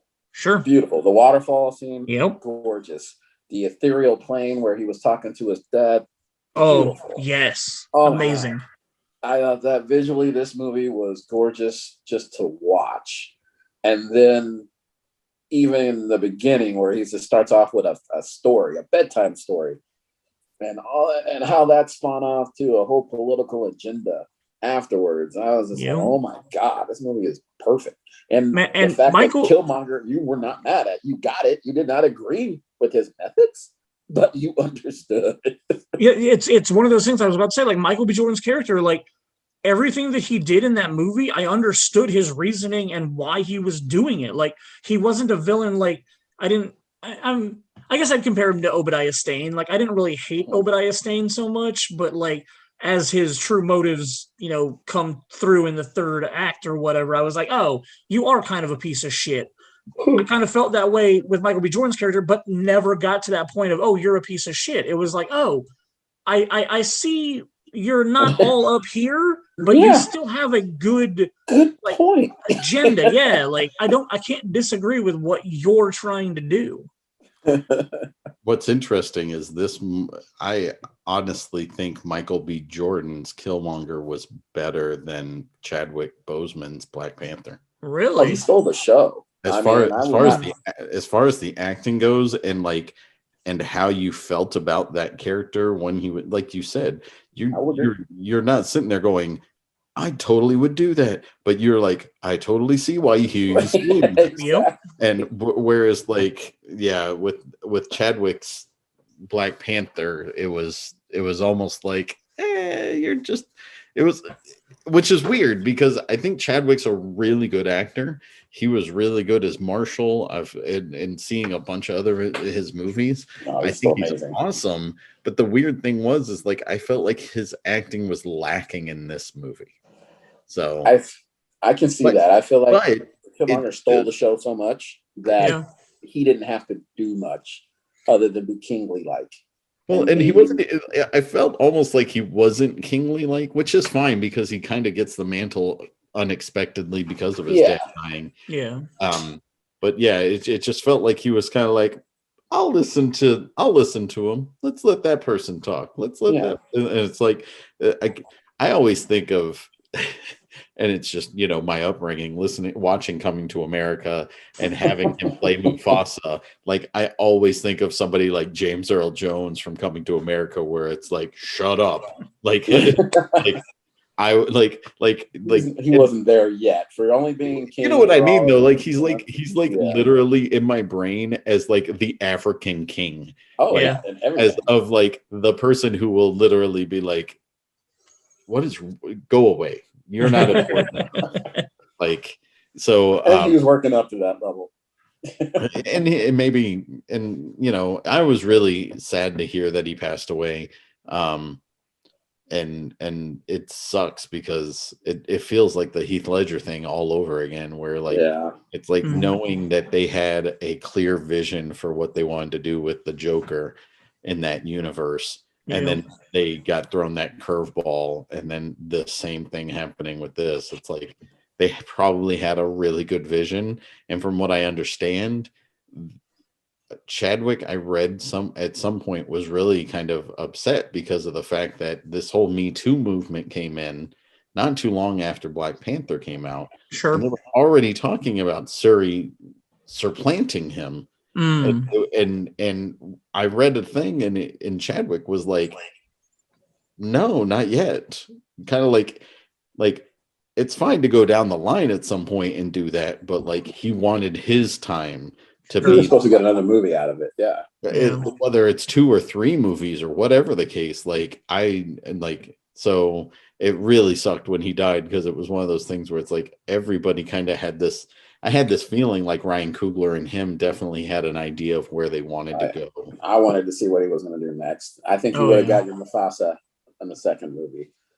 Him and Boy becoming a king thing, still flinching and everything. And dude, I think he totally and I know we're all looking forward to it, to see how Kevin Feige is going to bring in the mutants and bring in the X-Men and stuff. But like literally having Black Panther with Aurora would have been one of those moments where you're like he can't marry his girlfriend or whoever she was from the first one. Yep. Like because of the fact that he has to like unite 2 different countries or something, and so he ends up marrying Aurora Monroe or something, and like to bridge something, and like then you find out like halfway through that movie, all of a sudden she's just like somebody's like going flying, and they're like, the fuck is this? Like she has to use it to save his life or something, and sure, totally bring it that way. Yeah, there was an article back when Disney first bought Fox and everything and got all the rights to the X-Men and everything like that, where I had read somebody online put together like, here's how you could introduce each individual X-Men character in all of the movies that they have coming up, so that you could build up to an Avengers level event and just call it the X-Men at that point. But you've got all these characters that are like, bit pieces in all these other Marvel movies, and Storm being in a relationship with Black Panther was one of those things. And it's like, man, like that would have been something awesome to see, knowing that it's comic correct that they got married in the comics and everything. Like that would have been an amazing way to introduce Storm, a X-Men, into the Marvel Cinematic Universe. Well, and on top of that, like if you're going down that route, there was a point in time in the 60s, I think it was. I mean, obviously you'd have to retcon it because of the way that they defrosted Cap in the MCU. But like in the 60s, like Wolverine and Cap ran around. Oh, wow. In like Vietnam or something, like working together. So did a whole lot of missions together while he was in the Weapon X program and stuff like that. So like, well, see, before he had the adamantium, but he was still like, he's still Wolverine. So the article that I had read that was trying to figure out how to bring all these X-Men in said to do a movie called Alpha Flight, where you could set it in Canada and you could have it when Hulk had no control over himself. Since Wolverine's first appearance was fighting the Hulk, you could do it because Wolverine was also part of Alpha Flight at one point. You could just kind of retcon all that together and have it be the Hulk has lost control of himself. He's ravaging Canada, and Alpha Flight comes in to take him on. And it ends up being Hulk versus Wolverine to introduce Wolverine into the MCU. Yeah, they did that whole animated movie already too, which was a good animated movie. Maybe you can go back, totally watch it. Exactly what you said was exactly what they've already made an animated movie of. Well, cool. And it was good. Nice. But so yeah, that would be a lot of fun for bringing him in. But yeah, really, really, really sad. Because, like, literally, Chadwick Boseman seemed like one of the most badass people in Hollywood. Like, every interview I ever saw from him never really seemed to be about him. Like, he always seemed to actually care more about other people and the projects he was in. And and the stories that they were telling and how they could affect others. Especially with the Black community, from what I've seen anyway. And Snow, you can correct me if I'm wrong, but like one of those things that really mattered to him was him definitely being a positive influence for African American people. Yeah, that was our representation. I mean, we didn't have any other than Blade. Which Blade is awesome. But Blade's not relatable for everybody either, because of the fact that it was a rated R series and he cussing up a storm, and it's blood and gore and stuff. Where you don't get those Captain America like level heroes out of Blade, or get Halloween costumes for your kids on Blade. But the fact that they actually had a relatable representation of, I mean, not only a black superhero, but a king of a technology forward country, and who was generally a good person. I mean, it was everything. It was, which is hilarious, right? Because like one of the best stories I ever had for me was opening weekend of Black Panther, and we were so busy with that movie, and at one point in time, this older, oh no, sorry, it was a family. It was a couple with their son, and he must have been like 4 or 5 years old, maybe 6. African American family, and our employee had asked, she was joking with him and was like, "You're here to see blah blah blah," and the kid was just like, "No, I'm here to see Black Panther." He was like super pumped. And then like the lady right behind them was an older white lady, and she was like, she literally looked at our cashier and said, "I'll buy their tickets." That's awesome. And then like the family at first was taken back by the fact that somebody was buying their ticket, and she was like, "No, I've never seen that much joy out of a kid just wanting to go see a movie. This is something special for him." She was like, "It would be my honor to pay for it." And that's awesome. The family was like, "Oh, thank you so much." And it even looked like, it wasn't like it wasn't out of like charity. It was literally out of a shared moment of everybody who was in that area, because of the fact that like it didn't look like these people needed to have somebody buy their ticket, like at all. But it was just like the joy that came out of that kid overtook that woman. She bought their tickets. She even bought like 2 or 3 more when she was up at the cashier and said, "Give these to the next people who buy tickets or come up for tickets for Black Panther." And so like so many crazy awesome things happened for that, and we were busy for multiple weeks with that movie. So like, it just kept going. Oh yes, it did. And then like the amount of like school showings that we had of that movie. Oh yeah. It was just crazy, but it was a really great time at back in movie theaters. So back in the old days. I think that's the last time I've seen it that crazy too. Like I'm pretty sure that was the last time. Like our theater is more of a neighborhood theater now, and it's more like the overflow theater. When everybody else is sold out, they come to our theater. And like, but that was the last time where everybody was sold out so often that they had to come to our theater. We were selling it out like crazy. We were selling out like crazy. We literally had that movie on like 4 screens every hour on the hour, and they were all selling out. Like we wanted to cry when you worked that weekend. It was insane. It was so busy. We couldn't get breaks in. We had employees that worked without getting breaks because we had no downtime. Literally, a show would sell out. We'd have a line out the door, so everybody would start buying for the next show and just go straight to the concession stand, straight to buying.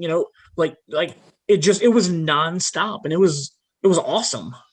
Yeah. I mean, it wasn't awesome at the time because I was on my feet for like 12 hours a day nonstop, and I was exhausted. But looking back on it, like the way the world is now, like I miss days. Like, I mean, that's the way it was 20 years ago when I first started and was floor staff. Like I loved when we were super busy because my day flew by. So yeah, Black Panther was amazing. Very, very high up on my list, the top 3rd at least as far as Marvel movies go. But the next movie is up in the top 5 for sure. Infinity War is amazing. Infinity War just checked so many boxes of fun. The concept of taking like 60, maybe like 40 characters that I cared about and putting them all into one movie and giving them all interconnecting. It's like the Love Actually of the Marvel Cinematic Universe. 10 years worth of footage, just all these characters coming together at one point for one interwoven story. And the whole time you're asking how they're going to do this, that's how. I had no problems with it. I thought it was perfect. No critiques. It was all perfect. some of my favorite moments involve like when Nomad / Captain America shows up, like that whole scene in the train station was part. Yes, where he just catches it and you don't know who it is, and then he walks forward, and then like you've got the awesome moment later in the movie when Black Panther is like, and get this man a shield. Like that's, you realize, oh wait a minute, I've been hanging out with Captain America for like an hour and a half, and you're right, he hasn't had a shield this whole time. Like he's technically been Nomad during that time. Yeah, but every scene with Thor and Rocket, I think, was just comedy gold. He called him Rabbit the whole time, and I lost it. Well, and see, the Russos did a great job on this. Like where I feel Taika Waititi didn't do a good job is I felt like he overplayed all of the comedy in Thor Ragnarok, whereas the comedy in this one was so subtle and easygoing that I really enjoyed it. Yes, I loved it all. Like, that's a made-up word. All words are made up. Great. What are you laughing at? I am Groot. I am Steve Rogers.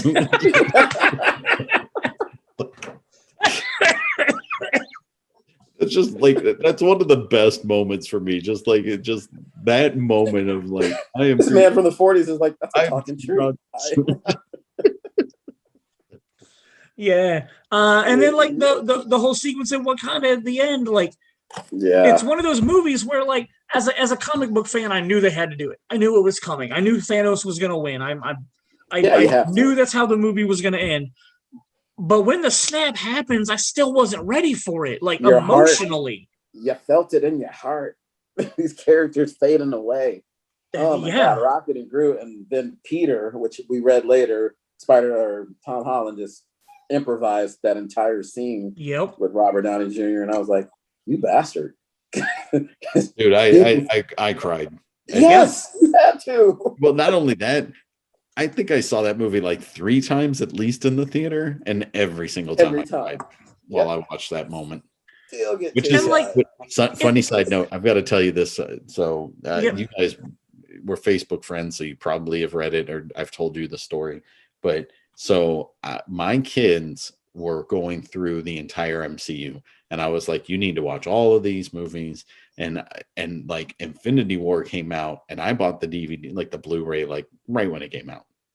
But like they were like, Dad, let's watch Infinity War. And I was like, no, you can't skip anything. You need to watch everything. So they were literally making their way down this list. And then right before like Endgame came out, but I wasn't, and they were like, let's watch Infinity War. I was like, you can't watch Infinity War until I can watch it with you at home, so that we're all together when you guys watch this movie, because I knew it. I went to see Coco with my family, and literally 5 out of the 6 of us are crying, and because he was too small to even realize what the screen was on. So like, I knew my kids were not going to handle the ending of Infinity War well. And literally my wife FaceTimed me while I was at work, and she was like, you need to talk to your kids. What's going on? And she was like, no, you need to, like, and I had just bought Endgame on like Blu-ray like that week or something, and she would, and like, and she turned the camera around on her iPhone, and she showed me my 2 oldest, like tears are flying out of their eyes.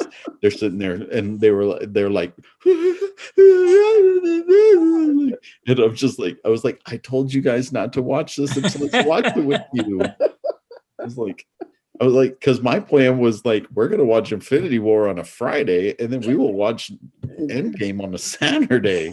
It gets better. Hang in there. It gets better. We'll watch them back to back on a day off or something. I don't know, but you can't carry that around like we did. So that ending was an emotional cliffhanger. And then Bring It On director Peyton Reed came back for a second trip with Ant-Man. Lighten things up a little bit. Yeah, well, it was one of those weird things where it was like, we just went on an insane emotional journey. Mm-hmm. And then we get Ant-Man, and we're like, why isn't Ant-Man addressing any of this? Like, why does Ant-Man seem to be in its own world? And then you get the post-credits scene of Ant-Man. where the snap happened then, so you realize that Ant-Man and the Wasp was going on at the exact same time. So like they're not even really officially Avengers yet because they weren't called into the fight that was going on in Wakanda. They're just off doing their own thing in San Francisco, I think. So they're off doing their own thing with Pym Tech and everything. Under house arrest, remember? Yes. Well, you're right. Yeah. Doing magic, but yes. But yeah, so Ant-Man and the Wasp happens, and you're like, oh, okay, like this is fun. This is okay. Like it's an okay movie. It's again not one I love or hate. It's fine. It is what it is. But then at the end of that movie, we get the snap happening, and we get Scott Lang getting stuck in the quantum realm, and that was pretty like, oh wow, okay, so that's where Marvel's going. We're addressing all this. And then after that, they kind of just take a complete left turn and go back to the 90s for us. And they give us Captain Marvel, which I know Jason's not a huge fan of, but I really like the movie Captain Marvel. I really enjoy the narrative of it. I really enjoy the nonlinear storytelling of it. I enjoy some of the characters that are like kind of there, like Minerva. I enjoy the little bit that we get from Minerva, even though she turns out to be a bitch. Like I enjoy Jude Law's character and his training. It's Annette Bening, correct? That plays, Annette Bening's character is kind of the weakest part of it, in my opinion. I don't know why you're down. Like it's so much. We get a young Nick Fury, we get a young Coulson, we get the '90s, we get Blockbuster Video. Like I don't understand why Shane loves this movie. I don't understand what there's not. Why don't you like them? Like, what is wrong? I enjoy Ben Mendelsohn. Sucks in this movie. Brie Larson is everybody's main complaint, which I think she gets a bad rap. She sucks as Captain Marvel in every movie she's been in. So she is. And you and I have had this discussion. I don't think she acts very well. I think she has the ability to act. Yeah, because Room was amazing. Room's amazing. Short Term 12 is amazing. Yeah. I think she can act. She just doesn't do it all the time, and I don't think she's done it in a Marvel movie yet. So I get bored watching her just play the wooden character that she is, and it's just. Bleh. So out of all the characters in that movie, she was probably my least favorite, and it's her movie because Ben. It's weird. Like I don't feel that way. I mean, Fury definitely steals it. I do enjoy Brie Larson a lot, but at the same point, like I don't think she does anything wrong in that movie. I like Ben Mendelsohn in this movie. Oh, I don't know. Siri just heard you talk. Oh, that's weird. Siri's like, what motherfucker? No. I enjoy Ben Mendelsohn in this movie. I enjoy the best part of that for me. I think Michelle Rambeau in this movie is really good. Like I like where it ends up going. I like the post-credit scene of this movie. Like I'm excited to see where Sword goes. Obviously, WandaVision has kind of set up the fact that hopefully Sword isn't exposed at the end of this movie. Wait, what? Oh, you're right. Yep, you're right. Yeah, you're right. The next one, two away. Sorry, yeah, you're right. My bad.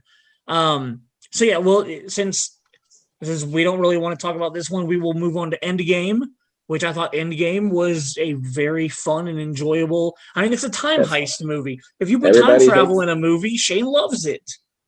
One of our other friends compares it to Back to the Future all the time. Yeah, that's essentially all it is. It really is. He's like, why didn't anybody tell me this was just Back to the Future with superheroes? I was like, I got no argument for it, but at the same time, I enjoyed the hell out of it. Yeah, for sure. It's fun. And like, again, since I was 5 years old, I fell in love with time travel movies. So when you give me a movie like this, it's time travel. And they're kind of changing things, but not really. Like you've got Thor getting Mjolnir back, and you've got some other little things going on. Like this movie, letter. What's that? Just saying, it was a love letter to all their previous movies because they went back to all their previous movies. Oh, there's Jason. You should have been holding your beer with that. Too much power for one man. That's what you should have been holding your beer with. Yes, you need. Are you giving me the like rock on? Sorry, I couldn't hear you for all the sound effects. I was like, are you giving me like the rock on? Like, are you gonna put some White Snake on while you're wearing that? I can do that for you. But that's what you should have been holding your beer with, is what I was saying. Like, that would have been a great photo. Well, since we're talking about Endgame. Yeah. Gotta hold them both. Now, ooh, that is literally the best. That is at least in my top 3 moments of every Marvel movie ever made so far. Absolutely. When he catches Mjolnir, like, I know there was probably like 10 of us in the theater. We probably cheered as loud as 300 people. Like, that moment was like, it's an emotional moment because like there was that there in Age of Ultron, as bad as the movie is, there was that moment where like it kind of jostled a little when Steve tried to pick it up. So for this to happen, and you hear Thor say, I knew it. Yes. Yep. That was badass. So you've got, Steve with Mjolnir, and you've got Thor with Stormbreaker. Yep. Like that. Oh. Not only did he pick it up, he wielded the shit out of it too. He brought the lightning. He did everything. Dude, isn't there a point where he throws it and then it comes back to him and he knocks it off of his shield? Yeah. He was juggling it off as he was he throws the shield behind Thanos and then throws the that's what it is. Yes, yeah. It bounces and hits Thanos in the back. Juggling it off his head. It's amazing. And it's literally so good. It is the best moment in the Marvel Cinematic Universe. Oh, you know what? Here's the other thing. It's up in my top in my top 5 at least, because this next scene I'm going to talk about in my top 5 from Captain America: The First Avenger, when Steve pulls the pin and drops the flag and picks it up, and you're like, wow, Steve's on a different level than everybody else. Like, this is right up there in as far as a Steve Rogers moment goes. Like, dude, this was something that you were always hoping for would happen as a Marvel geek fan, and when it does, they didn't do it. They did it perfectly. And then the entire moment when the portals open. On your left. Everybody comes out. Dude, on your left. I almost teared up. It's another one. Teared up right while it was happening. And then when he pulls the hammer and you finally get to hear him say "Avengers Assemble" for the first time. Oh yeah. See, that's my second one. Yeah. I love watching the audience reaction video that they have online. If you go to YouTube, you can click on it, and it's literally just somebody videotaped it on that opening night with a sold-out auditorium, and people just screaming their heads off, and it's perfect. We've been waiting 10 years to hear it. You finally said it. Dude, it was so perfect, like literally so perfect. And I then like we've got the epilogue of the movie. Jason, I know you're not a huge fan of old Cap, but Captain America does what he does and then gets to live happily ever after, which I'm happy that they did for him, because I feel like he deserved it. Yeah, he got his ending. He got his ending that he deserved. And like I loved the joke in Falcon and the Winter Soldier where everybody was like, "Isn't Captain America living on the moon?" Like, I thought that was really good for them to throw that in there like multiple times in that TV show as like a joke, because for all we know, that's where Steve and Peggy are, is with Samuel L. Jackson and Sword on the moon. Yeah, not once have they ever said he was actually dead. Peggy's dead. Who's dead? Peggy's dead. Oh, Peggy's dead. Yes. Well, okay, yeah, okay. But you never hear that Steve's actually dead. Yeah. I'm between Winter Soldier and the end of that, you never actually hear that he is dead. He's just done. So it's open door. I really dislike it because it makes no sense in the grand scheme of Steve Rogers at all. Why don't you want Steve Rogers to be happy? Like, why are you so anti-Steve Rogers getting to be with his love? I would have been fine with Steve Rogers because, first of all, if he would have ended up with Agent Carter instead of Peggy Carter, then I would have been fine with Sharon. If he would have ended up with Sharon, I'd have no problem with that whatsoever. It would have worked. It made perfect sense. But here you go, and you throw in him going back in time. And like I've told you many times, Shane, he just and I've even sent you the video because it's freaking funny as hell. Somebody actually made a video of like all these major events that happen, and they're like, and Peggy Carter's like, we should go to Dallas, and it's like November of 1963, and we can see President Kennedy, and he's just like, and then it cuts to like, you know, she's like, I think somebody might have infiltrated SHIELD. I have a weird feeling that there might be bad people working for us. And he's just like, great butter on this toast, honey. Like, and it's just like, which is awesome. Why he might end up being on the moon with her. Dude, no. It's just so true. Cause like he never warned him about, like, I love the fact that the writers or one of the people involved were like, oh, he was there the entire time. It's like, that makes no sense. You're telling me he let 9/11 happen. You're telling me that he allows all these crazy things happen in the world. So first of all, he allowed frozen. Ultron to get built. Hold on, he was frozen from the 40s until 2012. So he might not have caught up on every single thing that happened in those 80 years. But he listened to Martin. He might not have been able to tell them that the Kennedy assassination happened. Okay, you might not know that. I'll give you JFK. Yeah. But he knows about Hydra infiltrating SHIELD. He knows about Ultron slamming Sokovia. Because no other Marvel character has had faults and flaws before. Dude, no. It makes no sense. It would go against everything that Steve is like, the person that Steve is. For the guy who would be willing to jump on a grenade while he's the skinny little beanpole who can't hold a rifle correctly, for that same guy to be all of a sudden be like, oh, never mind, I don't want to tell you about these crazy things that are going to cause thousands of people pain. Here's what I'm going to say, man. Love conquers all. Oh, shit. When you're in love, you got blinders on. And when you in love, all you care about is making your woman happy, and you don't care about the stuff going on in the world. That doesn't mean that that's Steve Rogers then. Yeah, you're right. Okay, I got you. Post Endgame, we've had one more Marvel movie. John Watts came back and did Spider-Man Far From Home, which was a lot of fun. It brought in Nick Fury, but not Nick Fury. It brought in Maria Hill. Jason called, not Nick Fury.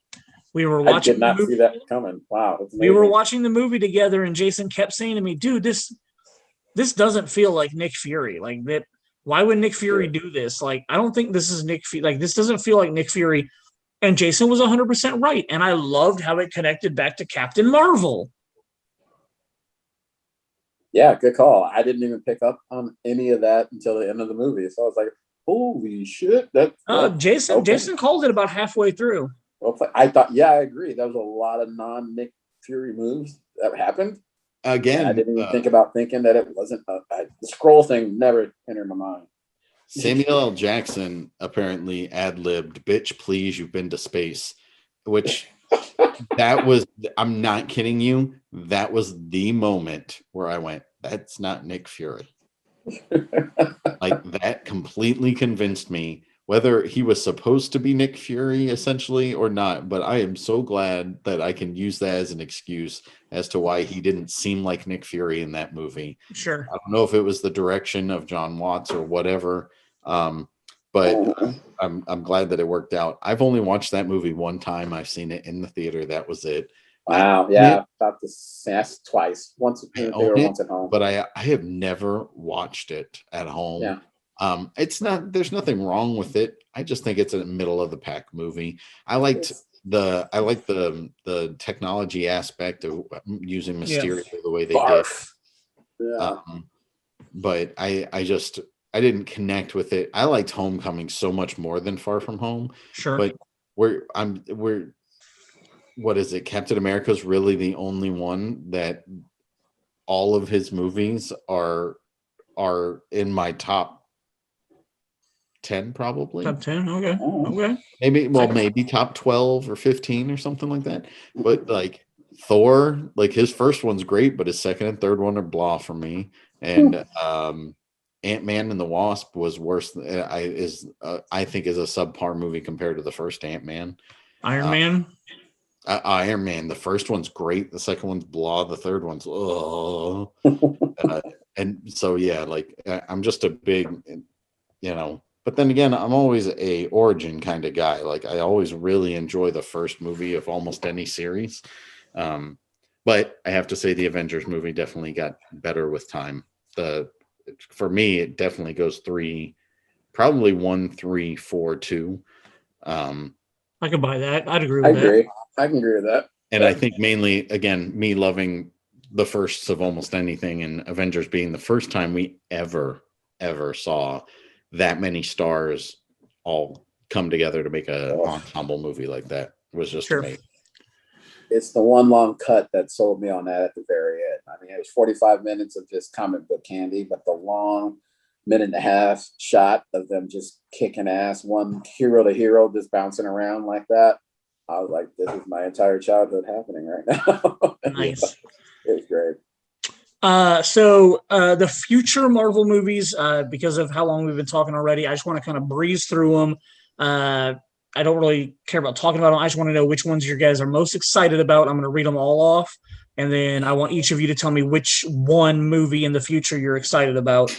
We have Black Widow, Shang-Chi, The Eternals, Spider-Man No Way Home, Doctor Strange in the Multiverse of Madness, Thor Love and Thunder, Black Panther Wakanda Forever, the Marvels, Ant-Man and the Wasp and the Quantum Realm or Quantumania, Guardians of the Galaxy 3, and someday we're going to get the Fantastic Four. Of that list, like which one, and you can pick one that we know is actually happening because the Fantastic Four hasn't been announced, it's been teased, but of the things that we know are upcoming, Brandon, which one are you most excited about? Is it Wakanda Forever? Why's it got to be Wakanda Forever? No, I'm not saying. Thanks for calling him out for that. Right? Because I'm excited for Wakanda Forever, and not necessarily excited, but I just want to see what they're going to fucking do with Wakanda because we can't have what we want. No, that I am probably the most excited for that one. I don't know if it's more excitement or curiosity to see that's what I was getting where do you go and how do you do this. So I'm more curious than excited, maybe. I know they're gonna have to get like Boseman's family to agree to it, but my theory has always been the opening scene is like the opening of Quantum of Solace, where you've got James Bond on a chase mission where like he's chasing down a bad guy, and then whoever this bad guy is, whatever the bad guy is going to be for Wakanda Forever, ends up actually killing Black Panther. But the whole time he's in the Black Panther costume. Exactly. So and then he gets killed. So it's all CGI. It's all like stuntmen doing stuff that Boseman never would have done anyway. But they kill Black Panther in the opening scene, and then you get the mask fades away, and we get like a CGI, like a Carrie Fisher version of Boseman for 10 seconds as he's passing away. And his death is what brings Shuri to be like, I'm going to be the new Black Panther. Yeah. Like, I don't want him to just die. If he does die, which I'm assuming they are going to do, he needs to sacrifice for Wakanda. Something where he goes out like a boss-ass king, like he would. Yep. That I can respect. If they take him out CGI, Black Panther just took out the bad guy, lost his life in the process. That's all. That would be even. My thought would be the villain of the film kills him, and then Shuri goes on like a revenge. I've got to kill the guy that killed my brother thing. But if it's more of him sacrificing himself, oh my God, Wakanda's in trouble. I have to do this in order to save Wakanda. That's even better than what I was thinking. Yeah. I am more curious about that. I think excited wise and simply because of the director, I think I am leaning towards Doctor Strange in the Multiverse because I want to see what Sam Raimi's going to do. And I'm curious just to see what they're going to do with him in a Doctor Strange helm. Because I saw Bruce Campbell's little April Fool's thing, and I thought that was hilarious. Where he had Ash somehow inserted into the multiverse. So that's supposedly bringing together Spider-Man, bringing together Wanda, witches, getting more into sorcery and everything. I'm probably more excited about that one than any of the others. Jason, which one are you most excited about? My answer is twofold. One is if you told me that we were getting John Krasinski and Emily Blunt in Fantastic Four, I would totally say that Fantastic Four is my number one waiting for movie out of this list. Dude, how awesome would that be? Considering we don't know that for sure, and nobody's. She already said she's not doing it. She's got no interest in a superhero. Yeah, there's a whole article over her saying she's got no interest. She thinks the superhero thing is exhausting right now. Oh, wait till they put $10 million in front of her. Okay, well, you could throw, hookers and cocaine at her type of deal. Maybe she'll change her mind. But she was Black Widow, so like that kind of surprises me that she wasn't. Yeah, I just read that today. Broke my heart. But then again, she could be throwing us a curveball just to keep us off the scent. So, out of the ones that they have announced and we know what's going on, oh man.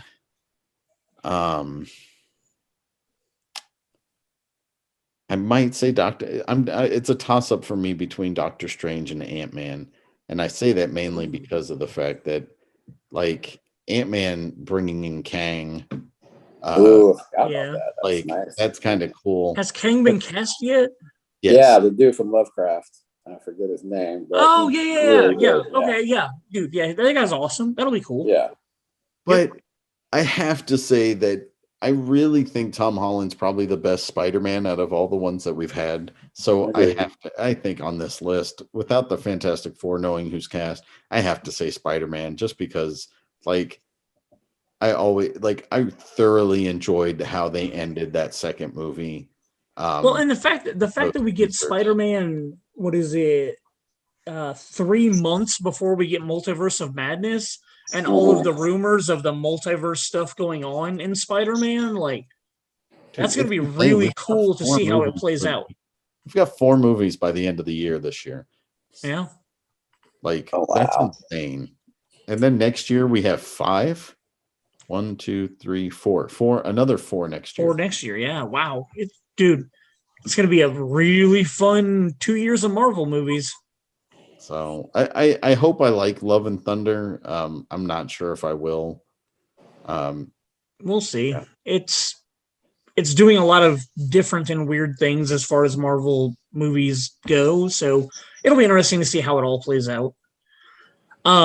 Cool. So the next segment, real quick, before we get to Snow's Horowitz questions, I asked you guys if you had any Marvel stuff from your childhood, your youth, anything in your life that you're proud of as a Marvel fan.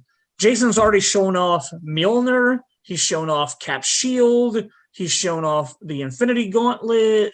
Like, I don't know what, like, Jason, do you have anything else to share?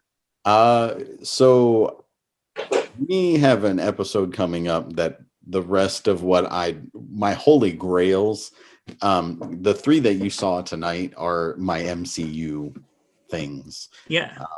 My holy grails of my Marvel stuff, I'm holding on for a different episode. Oh, okay. I'm excited now. Because those are something near and dear to my heart, which we'll get into really with a different episode. But I have to say that one of the things, I don't have them readily available. I literally own a movie poster from every MCU movie except for The Incredible Hulk. That is the only one I do not have. I own everything else. I have at least one poster. Sometimes, but I have. I will look for you if that's something important to you. I think I do have an Incredible Hulk poster. Wow! I can look for you, and I would rather I would rather, instead of it being in my attic and with 400 other posters, if it will complete your collection, I'll gladly give you my Incredible Hulk poster. I'll check, but I'm pretty sure I have one. I keep looking at there's some on eBay 27 by 40s and I've come close a couple of different times, and they're not that expensive. They're only like $20 a piece or whatever. So sure. If you have one, don't feel like the need to get rid of it. But if you I'll take it off your hand. Yeah, I mean, it's one of those things, like, I got it because, like I said, that summer of 2008, I really loved that movie. I'm pretty sure it's the one that's like it's a very small Ed Norton's character and then a very large big Hulk behind him. Like I'm pretty sure I have walking away from each other. Yeah. I'm pretty sure, I'd say like 90% sure I have that poster in my attic. If I do, if that will complete your collection, I will gladly give it to you. Because like I said, I only kept it because I did like that movie more than Iron Man. Luckily, I do have an Iron Man poster also. So yeah, if that'll complete your collection, I'll gladly give it to you. It's one of those things where it's like this many movies. There's no way I could ever display all of them because there's so many movies. So like I know one of our employees found a book that some art company was selling where it's literally like a portfolio book, and it's 27 by 40 sheets, and you like slide posters, slide them in, and it's almost like your old ball card collection where you literally just be turning it over. I need to get one of those. That's kind of like it's like a $300 purchase. Not that that's the worst thing ever, but how many pages is it for $300? I don't remember. So it's. I mean, like, because I've got 400 to 500 posters in my attic, and if it's a couple $100 to display a couple hundred of them, like I might do that. Yeah, I want to say it's something like 40 pages, which can hold like it's two-sided. So it's like 80 posters or something like that. And wow. I mean, I'd probably do, if I did buy one of those books, I'd probably do just comic book movies. That'd be pretty badass, like dude. all MCUs in the front, and I'd start filling from the back with other ones. But yeah, you buy like insert pages as well if you want to expand it more. Ooh, dude, you got me wanting to look into this now. Yeah. So all right, so Snow, you are obviously in your man cave, and your man cave is one of the most jealous things in my life. I've been in your man cave, and you have sounds personal. At least 100 pieces of art. At least half of them are probably signed by the artist. You've got a lot of photographs of you with artists, people, with artists, with voice actors, with with Doctor Who people. Like, your man cave is one that I am extremely jealous of. You have a poker table that then has Avengers chairs around it. Yeah, you can't tell that's the Panther behind. That's the Black Panther. I demand that I sit in the Iron Man chair every time I come over to your house. He's right. That chair right there. I demand that I sit in that chair every time I come over. What Marvel stuff? I asked you, what are your happiest Marvel things that you own? And I've been with you at multiple cons where you've spent a stupid amount of money on a comic book. Got no argument. Because you were getting it signed by the artist or the author, and then you were getting it graded after you got it signed, and then that took like 3 fucking months for you to get it back in your possession. So we've been to I would say easily 12 cons together. We've gone our separate ways and we've done our separate things, but of all the stuff that we've been to together, of all the collectibles you've got, what did you bring tonight? Well, unfortunately, I am kind of crippled and can't quite walk around and give you the whole full guided tour of what I got. But what I can kind of show you in the corner there, if you can take a look up there. Oh yeah, okay. So, you got some issues that are. I got those issues. Those are graded issues. Yep, the graded issues I hung on the New wall. New Mutants and Infinity Gauntlet? Yeah, so I got the first appearance of Thanos, and it's signed by Starling, the guy who created him. Awesome. Lee, I believe. Then you were there for the New Mutant ones, I believe, so that's Rob Liefeld. He signed the Liefeld first appearance of Deadpool, first appearance of Cable. Nice. But the very first one I got was signed, or is the first appearance of Harley Quinn. Oh, yeah, okay. And I just love the artwork because it's Alex Ross's cover, and anything Alex Ross does, I will buy. The man's a hell of an artist. So the ones that are signed, I absolutely love. Just the fact that I have all of this crap and that I went to comic book conventions just to get it. That was probably the best part of it in and of itself. So I remember the last time you and I were together in Chicago was the Liefeld trip. Mm-hmm. And are the two that are mounted on your wall the ones you got signed that day? Yeah, you can tell, but by the door. Yeah, so you got the Captain America and the Spider-Man chairs. Yeah. Oh, but yeah, Deadpool. And then you got the TARDIS. You got the TARDIS door. And all of that. Nice. But my Deadpool is all signed by Rob Liefeld, who's a hell of a nice guy. I actually saw him in the gym, trying not to be creepy either. But I remember that. You came back to the hotel room and told me about it. What if he wants to sign us while we're on the exercise bikes to get, let's not be weird. It saved me like $50-some. Exactly. But he signed 7 things of mine where he was only supposed to sign 1. That's awesome. The guy was amazing. He was very good to me. So I have a couple of things that I'm excited about to talk about. This right here is a really crappy, you can see how bad the fucking edges of this book are. The staples are torn out of it. But this classic X-Men number 42, the Dark Phoenix Saga reprint, that is the first comic book I ever got in my entire life. Wow. 1990, I lived in Germany. It's in terrible quality. This would rank as like a 3.1.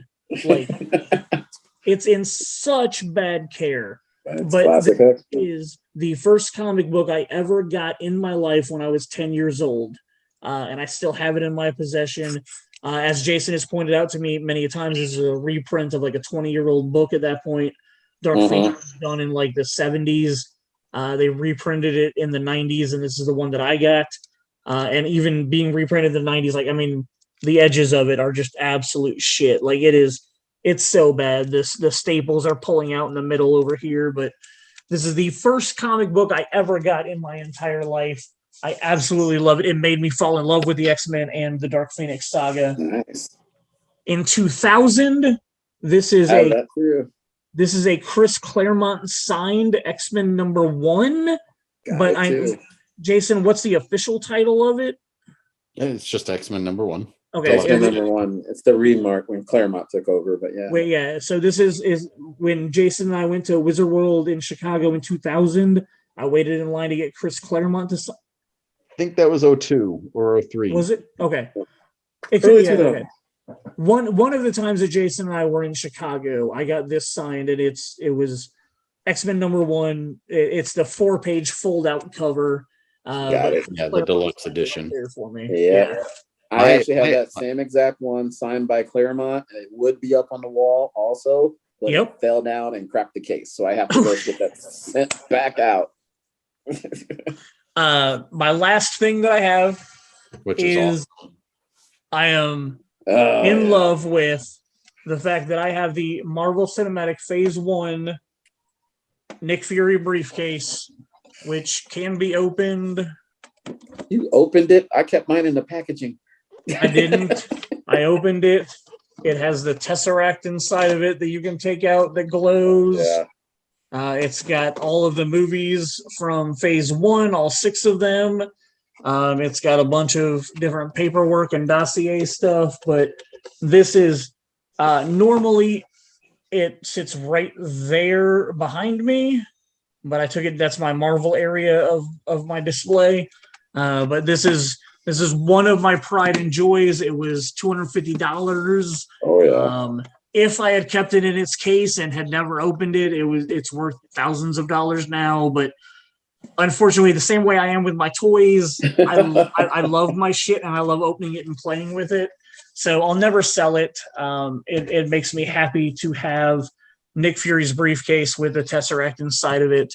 And those are my Marvel things that I love from collecting over all of the years. So now we are going to end the show with asking Snow an abbreviated version of the Horowitz Questionnaire.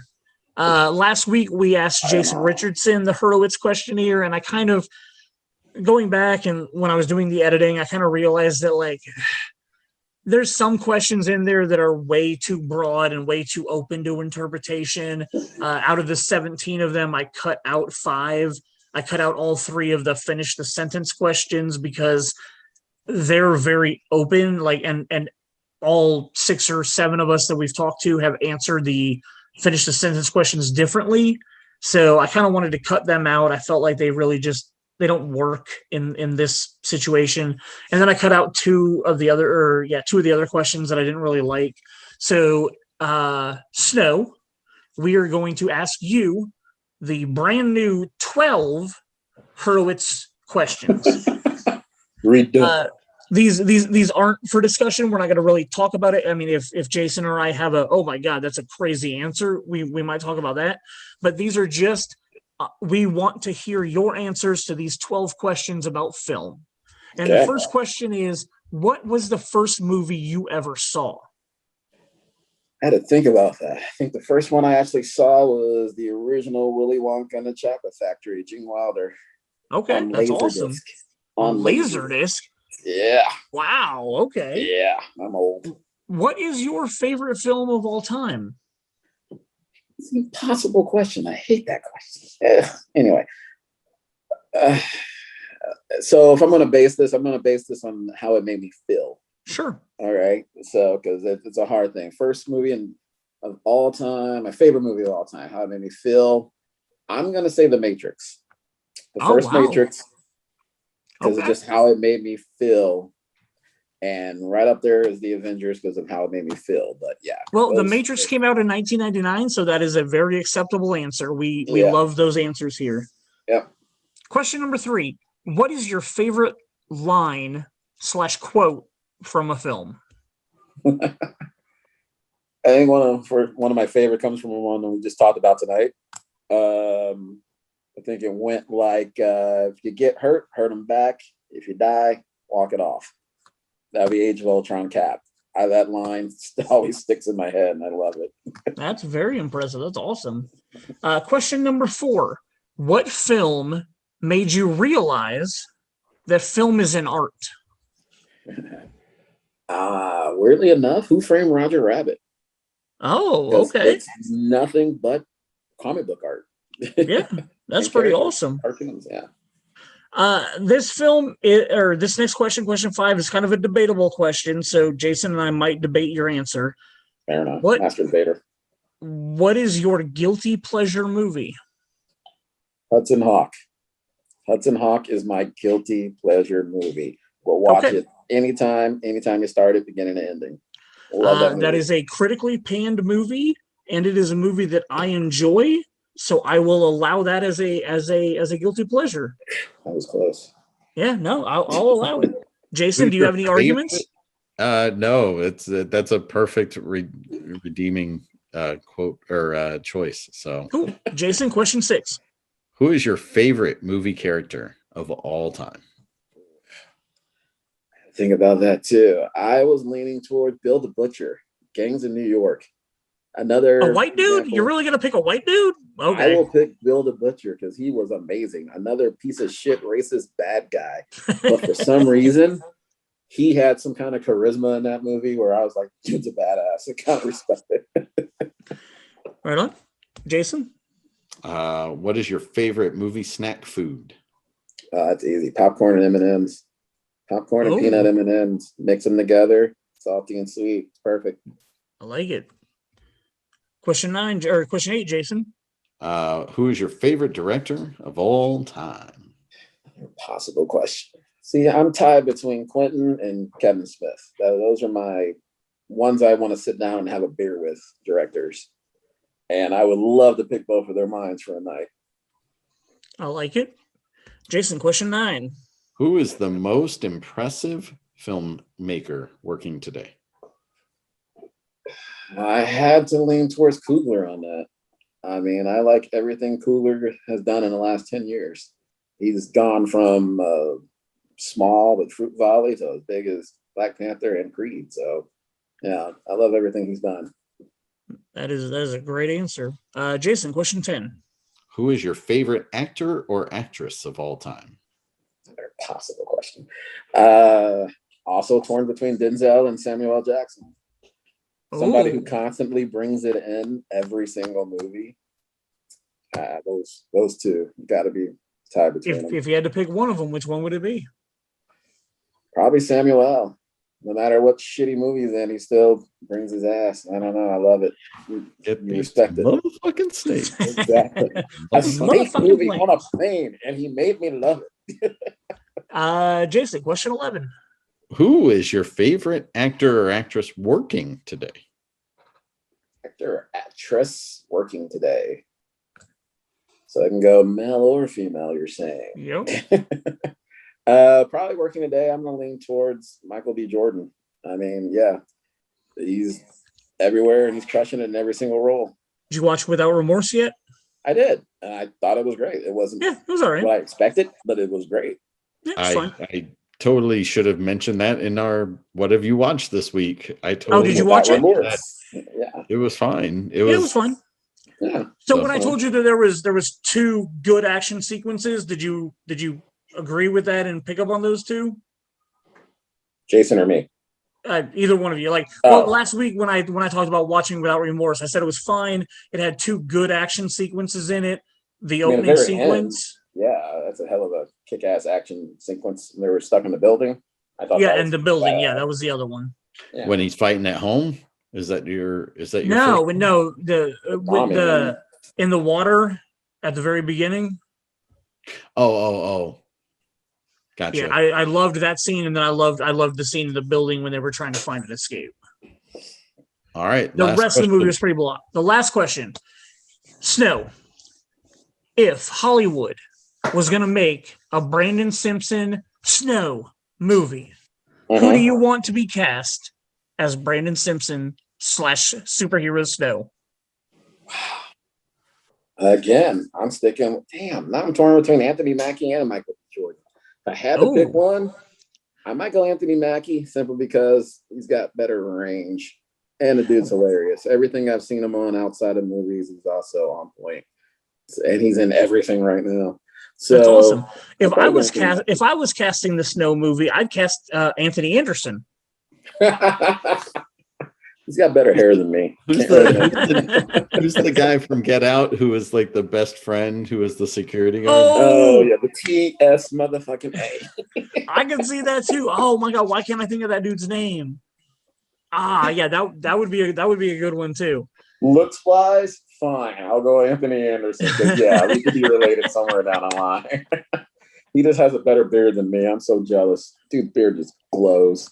I'm just I might be on an Anthony Anderson high because as we've talked to like 2 episodes ago, with DMX passing away, I watched all of the DMX movies that I could, and obviously Anthony Anderson's in quite a few of those. Oh yeah. So he's been kind of on my mind recently. So that might be why I picked Anthony Anderson for you.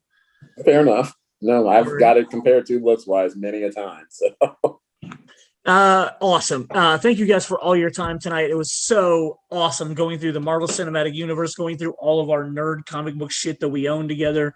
Great time talking about all of it and what we liked and didn't like in all the Marvel movies. Snow, hopefully you're still not working next week and you can come back so that we can talk about the Marvel television universe. We can look at Agents of S.H.I.E.L.D. We can look at all the Netflix shows. I have not watched Cloak and Dagger. I don't know if I can convince myself to watch it this week. It's not great. Yeah, we can look at stuff like Inhumans. We can look at all of the Marvel television shows that we've had on various platforms because Marvel TV obviously had no idea what they were doing with Marvel TV. We can talk about the good stuff from Agents of S.H.I.E.L.D. that connected to the MCU, and then we can talk about the good stuff in Agents of S.H.I.E.L.D. that just went off and did their own thing. So yeah, next week, the plan will be to talk about Marvel television universe, and we'll talk about all the other different things that we didn't talk about tonight in the Marvel universe and how they connect back. We'll probably also mention the Marvel shorts, the one-shots. We'll probably, as long as time permits, we'll go through all the TV shows, and then if we can talk about the one-shots at the end, we'll bring those up also, because some of those Marvel one-shots, especially Hail to the King, are some of the best stuff that Marvel has done. Even the one with Jesse Bradford and what's that chick's name? The chick from Katie. I know you're talking about. But I can't think of it. Yeah, well, Item 47. Item 47. Yeah, with Titus Welliver and we'll talk about that if we have time. But obviously, we won't have as many Marvel TV projects to talk about, so we can fit the one-shots in. But thank you guys so much for your time tonight to talk about the Marvel MCU and what we liked and didn't like. And next week, we'll hopefully be back, all three of us, to talk about the Marvel television universe. Thank you, everybody, for listening tonight. Appreciate it. Been great. Thanks.